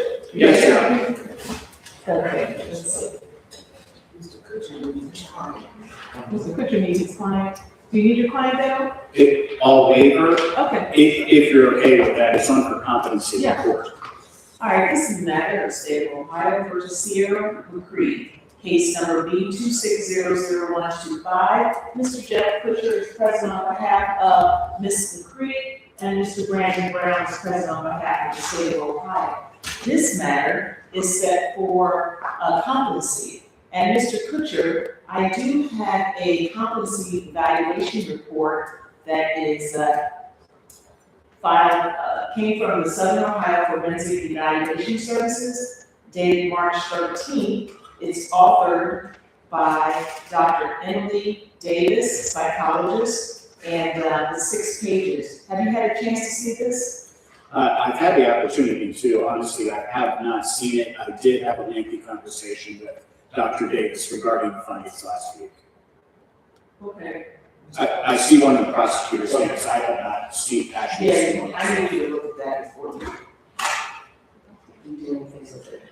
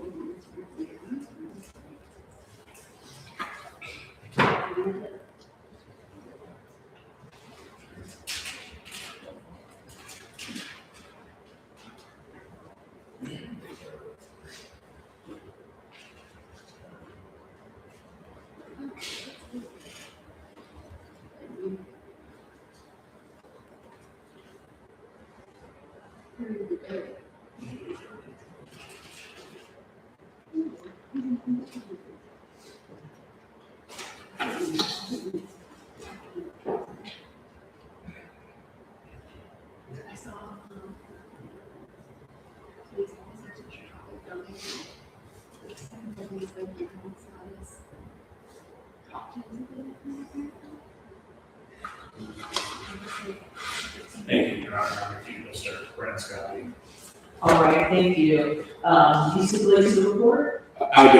All right, Mr. Brown? I would stipulate as well. All right, the report dated March 13, 2026, indicating to a psychological degree of medical certainty, that's the correct term, no, this is a psychologist, that, yes, that Ms. McCready is capable of understanding the nature and objective of the proceedings against her and assisting in her defense. She is competent. So I'm going to issue an entry finding her competent for the purpose of the trial. Now we need to set dates. Yes, ma'am. Okay? Mr. Kutcher, she is in custody, so we don't have a lot of time unless time is waiting. So the speedy trial deadline, by my calculation, is April 23rd. But the Supreme Court deadline is July 23rd. So. We had waived time for this competency evaluation, so. Yes, That probably extends the April date. correct. About, let's see. Yeah, about a month, so.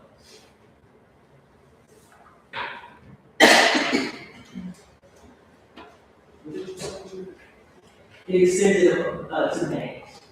Oh, okay. Shows, Tuesday, May 19th.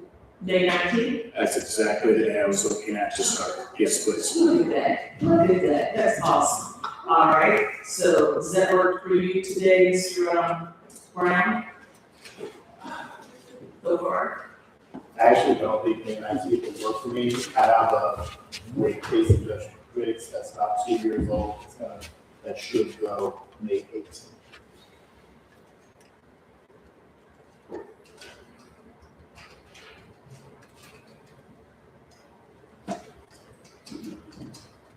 Well, I know it should go, Right, but let's see. that's why Let's see closer, okay? I'm So, about all right, let's do May 19th at 10 o'clock. And Ms. Howard, can we get a final pretrial conference, maybe we'll know more by then, Mr. Brown. That's not good. Final pretrial conference, May 7th. May 7th, does that work for you, Mr. Cooper? That's a bad day. Okay, You said it's a bad day? Yes, 6 and 7 are bad days that week. The final pretrials are always done on Thursdays. You always have the capability of zooming in. It's bad then. It's bad because I'm on call for emergency child protective services cases that day, so there may be none or I might be really busy. Got it. So it's busy because of work across the street. I could do the 14th if we want to do it Thursday, or April 30th is also a Thursday.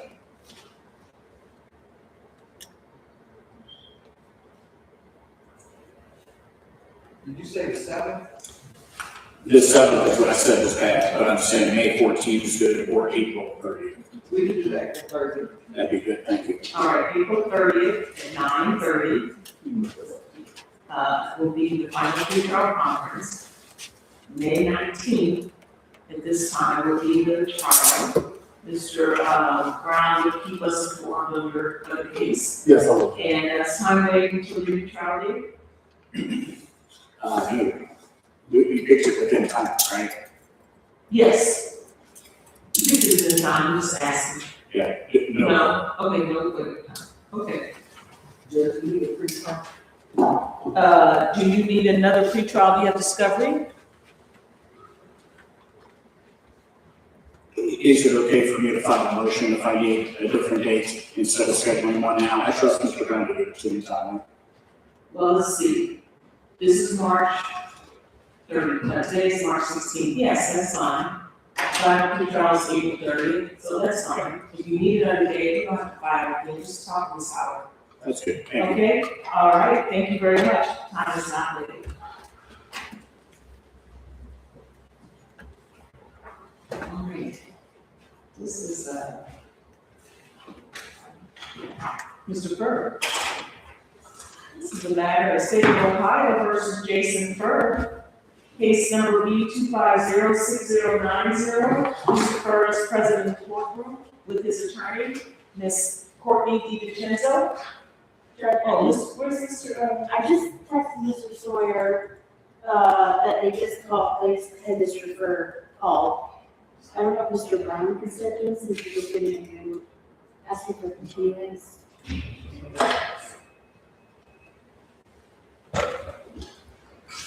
I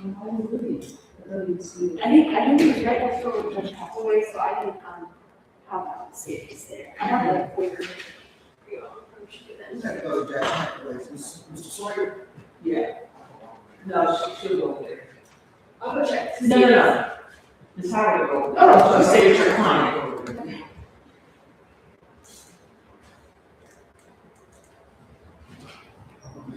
Curious.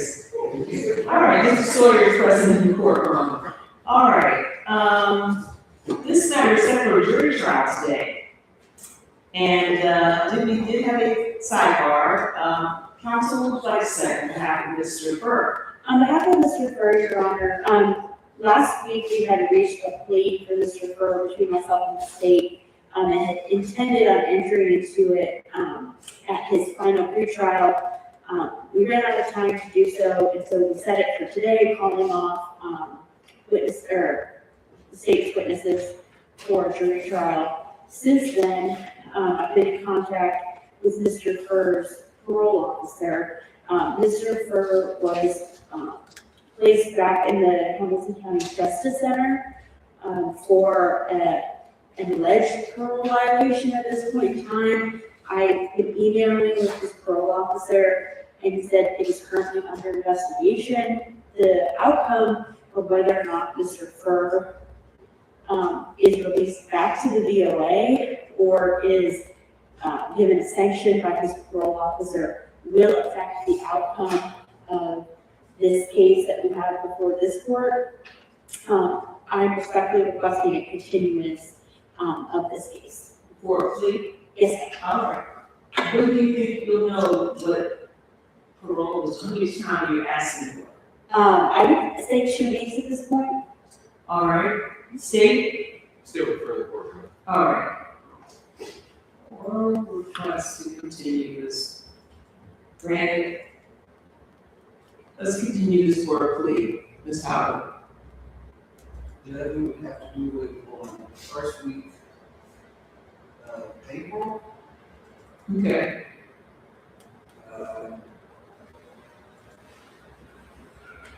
Looks like maybe Tuesday, April 7th. Well, I come back to a lot of stuff like that. I start every day. Huh? It's a lot of stuff every day. Well, okay, put on another down. It's always on Tuesday.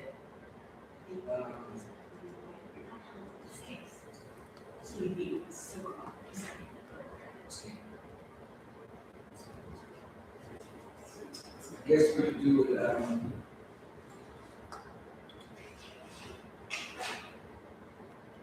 do you want to do it that week or move to the following week? Following week is no completion. We're gonna do it on the 9th. Can you do it on the 9th? Can you do it on Thursday the 9th? Yes, sir. All right. We'll continue to plea on April 9th at 9:30. All right, now you'll let me know if that will be a plea that day. All right, so what I have here submitted to me is a single page document, defendant's waiver of speedy trial. Mr.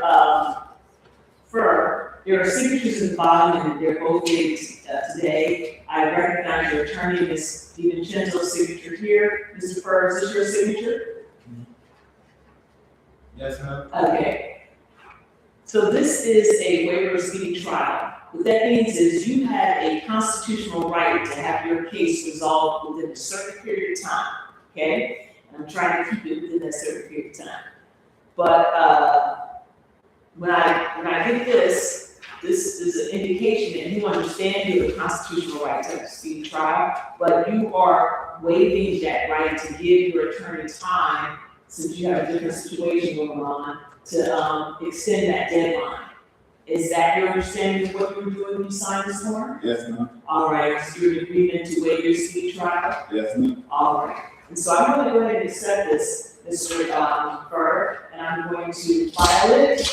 And we'll come back here on April 9th at 9:30 for your plea, unless your attorney says otherwise, okay? So she may say, oh, we know now, we might be able to advance, okay? All right, any questions? All right, Mr. DiVincenzo, anything else? No, Your Honor, thank you. All right, Mr. Sawyer? Nothing to say. Thank you very much.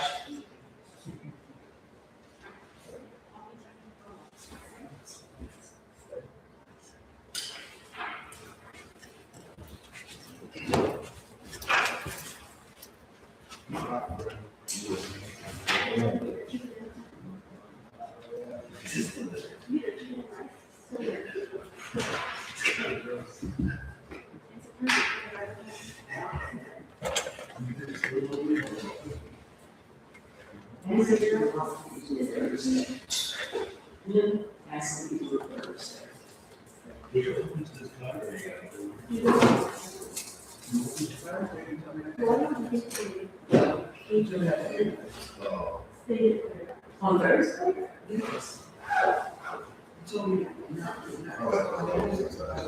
These jobs. Huh? Yes. Because I have like mandatory webinars, well, there's where we have to get anything else on them instead. And be done by 12.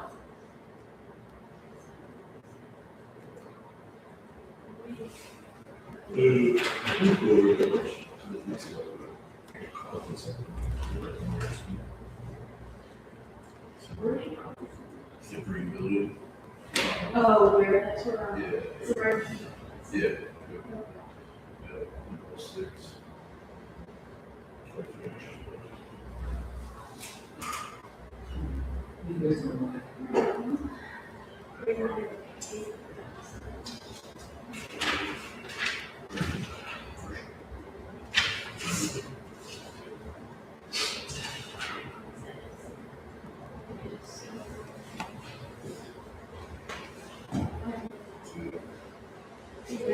Thank you, Betty. Bye.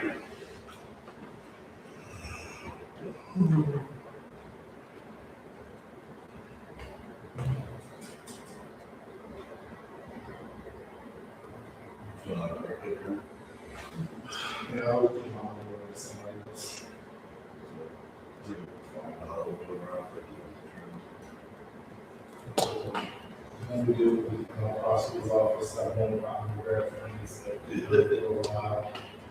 Like, situations. I just, I always do multiple ones. And so it's like the point if you win, so I'm not lost. Yeah, that's all. Mr. Brown, what do you have left? We have Mr. Stebbins, Judge, he's, putting out a plea on possession. All right, do I have to plead?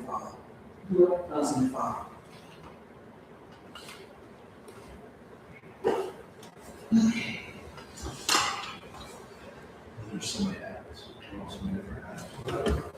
Some people like CBS, but the thing is, I've seen what the contrast.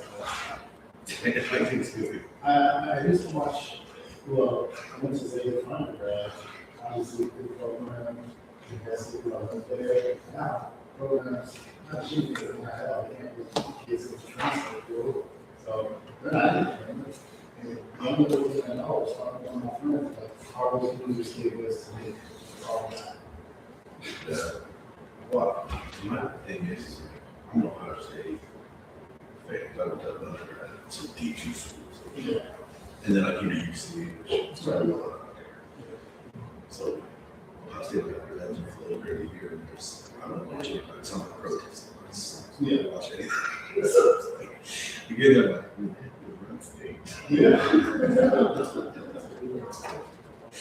like, Asking for a PSI on this? no, your hours would ask me sense to that. No, it's not even able. It is fun. One of my friends, he loves watching that. I was in college, it was very hard. I watched some of the games. But this is the time too, or sometimes it's happening. So he invites us all over. This show really times and then we watch. Yeah, this morning I said they can sleep. Yeah, it's like $100. So, this is like an hour. And that's probably something like maybe. And if you did that on both, maybe it's close to like, honestly, let's see what happens in the second half. Then I'll slow it down, like 25 later, 4 later. Right.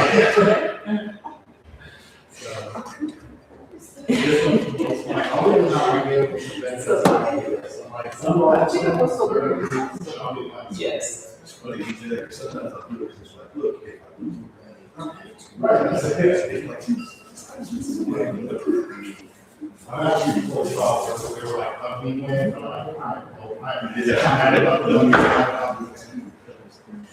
I'm a Browns fan, so I better get some better. Keeps me sane.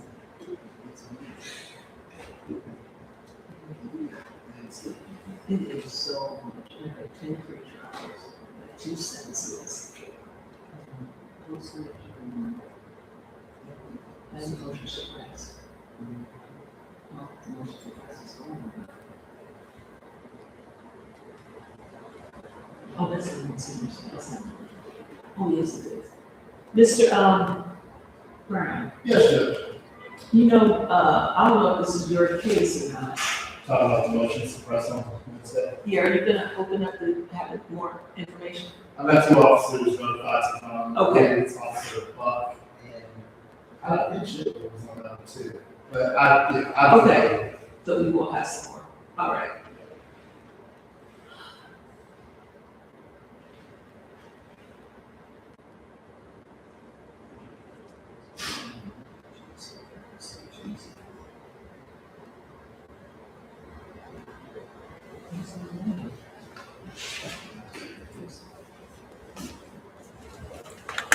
On the,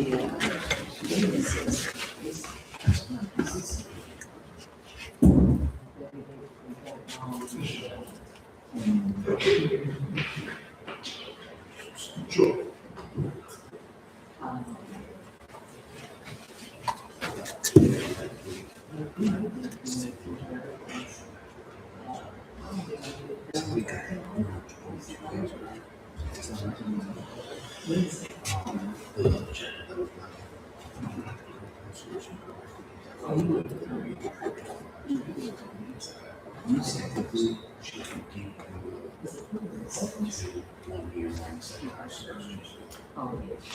My bad.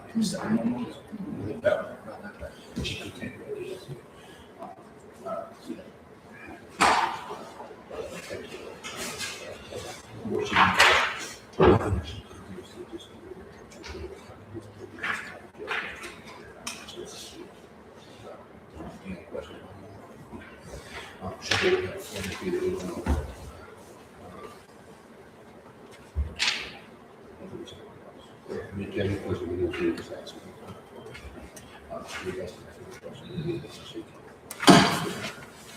All right, this is the matter of State of Ohio versus Casey Gerald Stebbins. Case number B 2506393. Mr. Stebbins is present in the courtroom with his attorney, Mr. Caleb Baum, and Mr. Brandon Brown for the State of Ohio.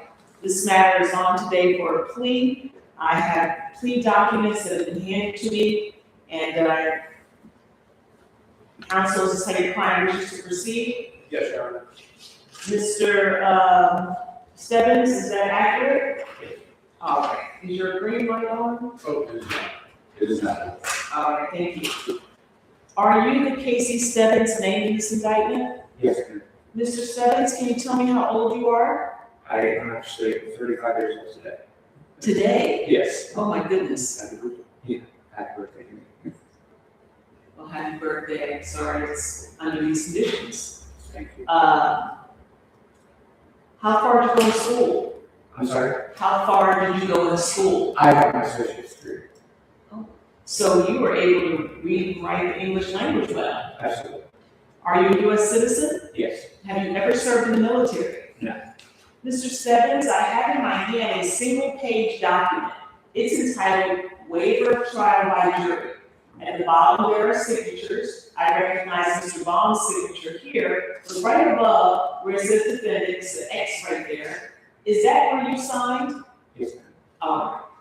This is an acknowledgement by you that you understand that you have a constitutional right to have a trial. But when you sign this form, you're indicating to the court, I understand my constitutional right, but I don't want to have a trial. I'm giving up my right to have a trial. I'm waiving my right.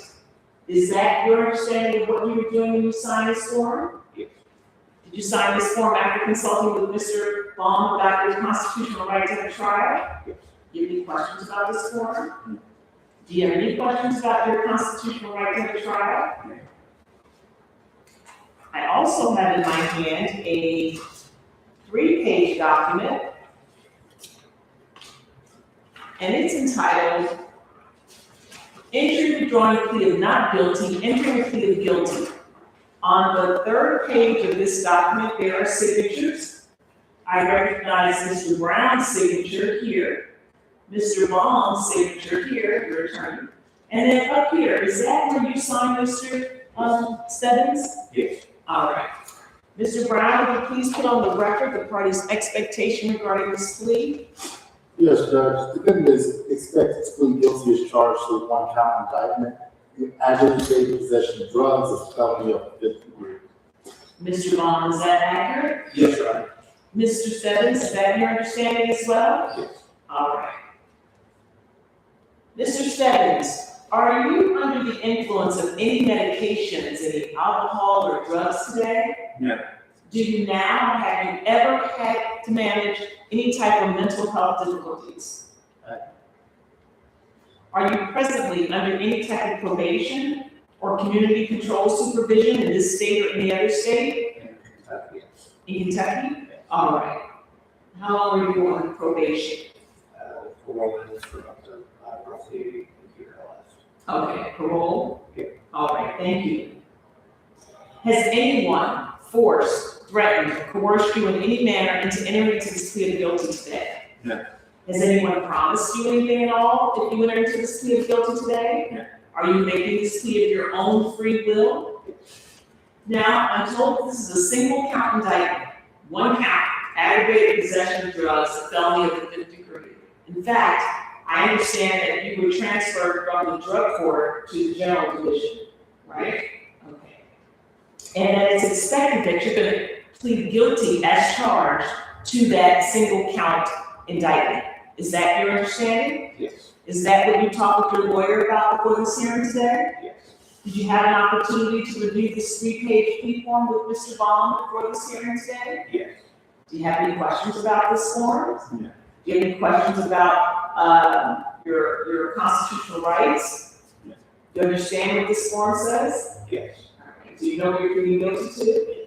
All right. Do you have any questions about it? No. Okay. Did Mr. Baum answer all of your questions about it? He did. Okay, thank you.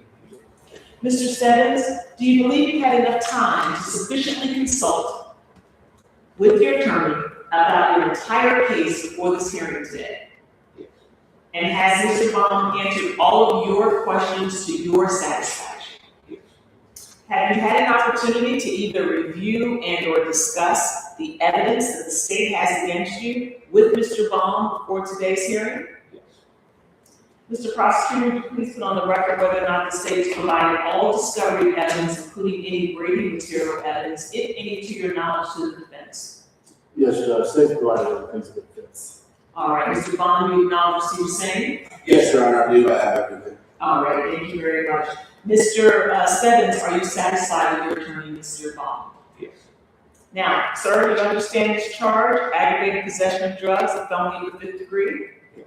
Do you understand that if you plead guilty to this offense, you are making a complete admission that you committed the allegations contained in the indictment? And do you understand that if you plead guilty, the court may enter a judgment of guilt against you and proceed to sentence you immediately? Yes. Now, this being a felony of the 5th degree, do you understand that you're facing up to 12 months in prison and up to a maximum fine of $2,500? Yes. Do you understand that if I sentence you to prison, upon your release from prison, you could be on post-release control for up to 2 years? Do you understand that? And if you violate the conditions of post-release control, you could be returned to the institution for a total of up to 1/2 of your original sentence. Do you understand that? Yes. Are you on post-release control right now? Well, Mr. Stebbins, if you are on post-release control and you committed a felony offense while on post-release control, in addition to being punished for the new felony offense, the sentencing court could add an additional consecutive 1-year prison term for whatever time remains in your post-release control time, or whichever is greater. Do you understand? Yes. All right. I know I've given you a lot of information. Do you have any questions at this time? No. Well, since this is a low-level felony, it's a felony of the 5th degree, community control or probation is a possibility. Do you understand that I can place you on community control or probation for up to 5 years instead of sending you to prison? Yes. Do you understand that if you are placed on a community control sentence, you have to abide by all probationary conditions as established by this court? And if I place you on community control and you violate the conditions, then you're going to be brought back before me for a more restrictive sanction, which could include a whole host of penalties. But the most severe penalty could be the imposition of prison time, up to the 12 months that I previously discussed with you. Do you understand? Yes. Also, if I impose court costs and you fail to pay those court costs, I can order you to do community service instead of paying court costs. Do you understand that? Any questions, Mr. Stebbins? No. Mr. Stebbins, if I were to place you on community control, I fully expect that you would be successful. But can I tell you a couple of ways that people are not successful? Yes. All right. The first biggest way is that they violate the law, they commit a crime. Offense. That's an immediate and direct violation of community control. Do you understand? Yes. The other big way is that people don't complete all of the conditions successfully of community control. So there might be 5 conditions, they complete 4 or 3 or 4.5. Well, that's not all of them. So that's a direct violation. Do you understand? And then finally, the other biggest way that people violate community control, which is not as commonly known, and that is people leave the state without permission of the court or probation. Do you understand that? Yes. Any questions? No. Well, Mr. Stebbins, when you plead guilty, you give up some very important constitutional rights, and I need to make sure that you understand. Do you understand that you have the constitutional right to have a trial, either to the court or to a jury of 12 persons? Yes. Do you understand that you have the constitutional right to confront witnesses here in open court and have them cross-examined by your lawyer? Yes. Do you understand that you have the constitutional right to have witnesses, subpoenas, come to court and testify on your behalf? Yes. Do you understand that at a trial, it's the obligation of the state of Ohio to prove your guilt beyond reasonable doubt? Yes. And finally, do you understand that at a trial, you cannot be forced to testify against yourself? Yes. Do you understand each of these rights by disclaimer? Yes. Do you have any questions about your constitutional rights? No. Do you have any questions about anything we've discussed today, Mr. Stebbins? No. Do you understand that if you plead guilty to this offense, you are waiving or giving up all of these important constitutional rights in this case? Yes. Knowing everything the court has discussed with you today, do you still wish to enter a guilty plea as charged to count one? Yes. All right, and that charge is aggravated possession of drugs, a felony of the 5th degree. Yes. All right. Counsel, is there anything further before us to plea? No, Your Honor. All right, may I hear a statement of facts? Casey Stebbins, on or about November 15, 2025, Hamilton County, State of Ohio, knowingly obtained, possessed, or used a Schedule II controlled substance to wit, methamphetamine in an amount less than the bulk. Judge, he was in a park after hours. Officer approached him, got his information. He had outstanding warrants. Search incident to arrest revealed that his belongings contained methamphetamine. All right, thank you very much. Counsel, anything on the facts? No, Your Honor. All right, Mr. Stebbins, did you hear what the prosecutor said you did? Yes. Is it true? Yes. All right, what is your plea to count one, aggravated possession of drugs, a felony of the 5th degree? Yes. Let the record reflect that Mr. Casey Gerald Stebbins was present in court with his attorney, Mr. Caleb Baum, and that Mr. Stebbins was informed of all of his constitutional rights and has made a knowing, intelligent, and voluntary waiver of those rights. The court finds that Mr. Stebbins understands the nature of the charge, the effect of the plea, as well as the maximum penalties which can be imposed. Finding it to be voluntary, the court accepts the guilty plea and finds Mr. Casey Gerald Stebbins guilty as charged in count one, aggravated possession of drugs, a felony of the 5th degree, in violation of revised code 2925.11 subsection A. Counsel, is there any reason why sentence should not be entered today? No, Your Honor, you waive yes on this case. All right. Would you like to say on behalf of Mr. Stebbins? On behalf of Mr. Stebbins, Your Honor, is not violent charge of felony of the 5th degree. Mr. Stebbins, all the issues he's had have dealt with because of his addiction. He's currently, the person just addressed the drug court thing. So he was in drug court, he intended to participate in drug court, but he has an older APA out of Kentucky, which prevents him from doing it. So he was seeking the treatment. It wasn't that he left it voluntarily or anything like that. I tried for weeks, which is why this case has some age to it, to try to convince them to allow him to do it. My understanding is that they intend to take him back and put him in treatment there. So just so you know, he is seeking that treatment. He wanted to be in drug court. He just was unable to.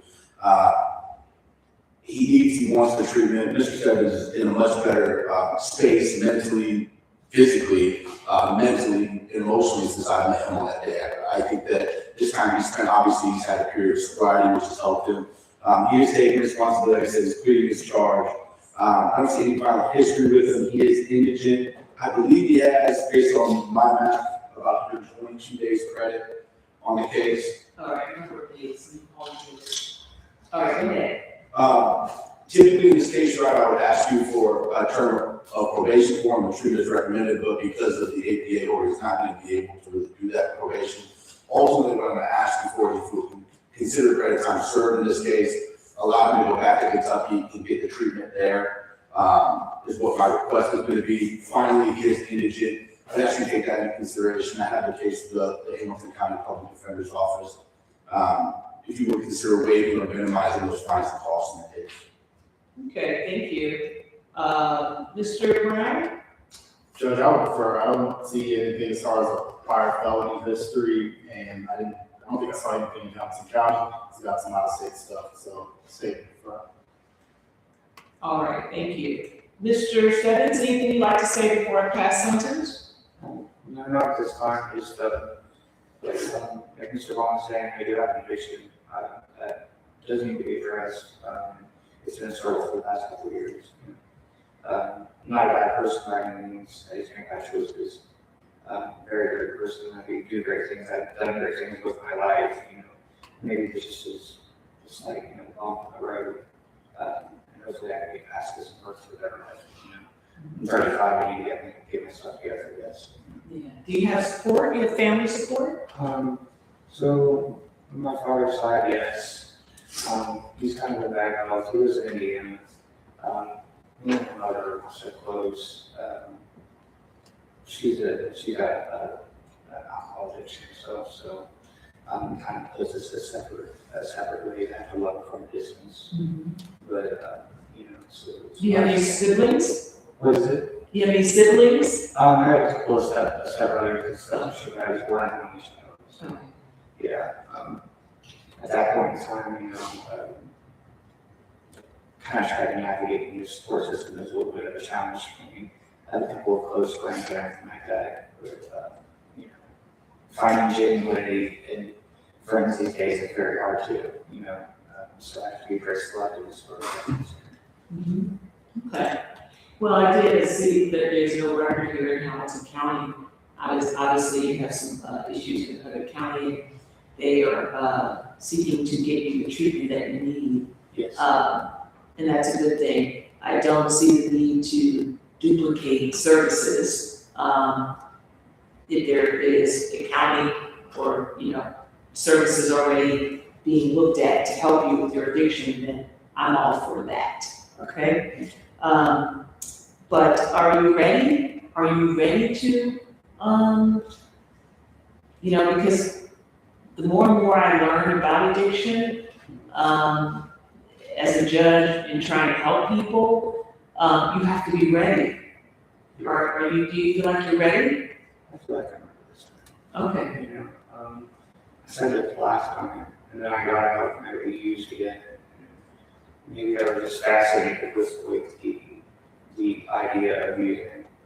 But when it came down to it, actually being in the mix of it all, it wasn't really a very pretty sight. I was very horrified.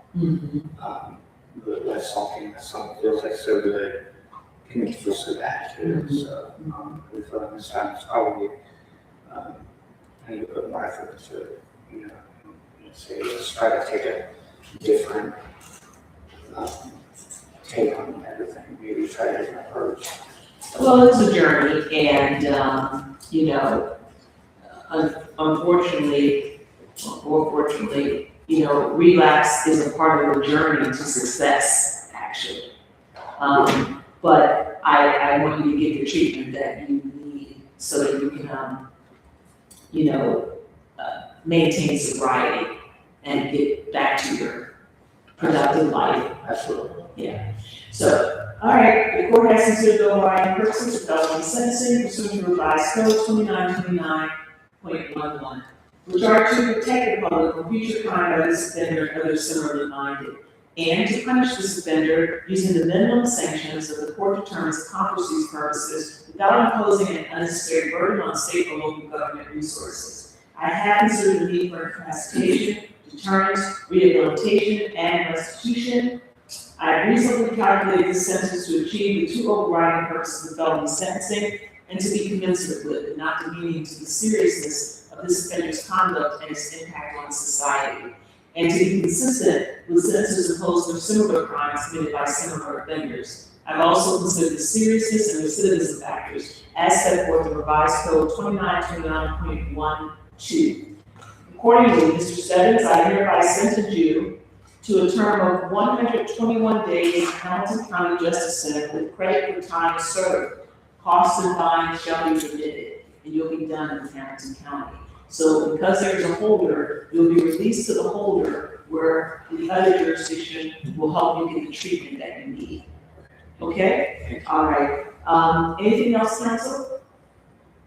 There. Say, Nothing else. you have a right to appeal your conviction or sentence. Should you choose to do so, you must do so within 30 days. Cannot avoid the process of the appeal, an attorney will be appointed to help you at no cost to you. You understand? So if you want to appeal, you need to tell us wrong. Okay? I think you did it.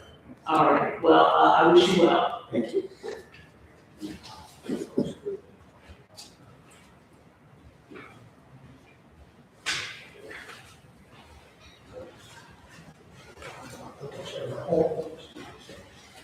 Mr. Stoller.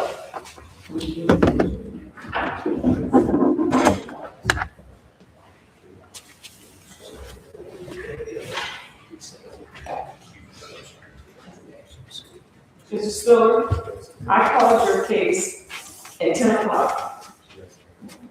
It is set for 9:30. Why are you just showing up? Because, so I'm thinking the job that I was working at Taco Bell third shift, I was working all day, like from 5 o'clock all the way to 4, picking up at 5, 9, we got to 6. Oh, I see. So you overslept. Yes, ma'am. All right, well, your attorney wasn't able to come back. And so, you know, I did get you a case, so nobody knew where you were. Yeah, that's what I figured, that's how. Okay. Yeah, I'm glad you showed up. I'm gonna recall that KBS, Mr. Spiller, because you did show up. And I want you to come back here on Wednesday in 2 days, 8:45. 8:45, okay. Now, I know you got a third shift job, but you can't sit up all night. Yeah, okay. And if you don't show up at 8:45, not 8:50, not 9:01, 8:45, I'm gonna issue this next warrant and then you just gonna take your custody. Okay, yes, that's. Okay? Give you a chance. So let's get here and get it done. Okay? When you coming back? Wednesday, 8:45. Wednesday, 8:45. All right. Now you're gonna come a little earlier because sometimes there's a line outside. It is. Okay? All right. See you then. Thank you. Thank you. Y'all have a blessed day. Thank you. You too, Mr. Stoller. All right, we are adjourned. I'll be calling Katie, Ms. Howard.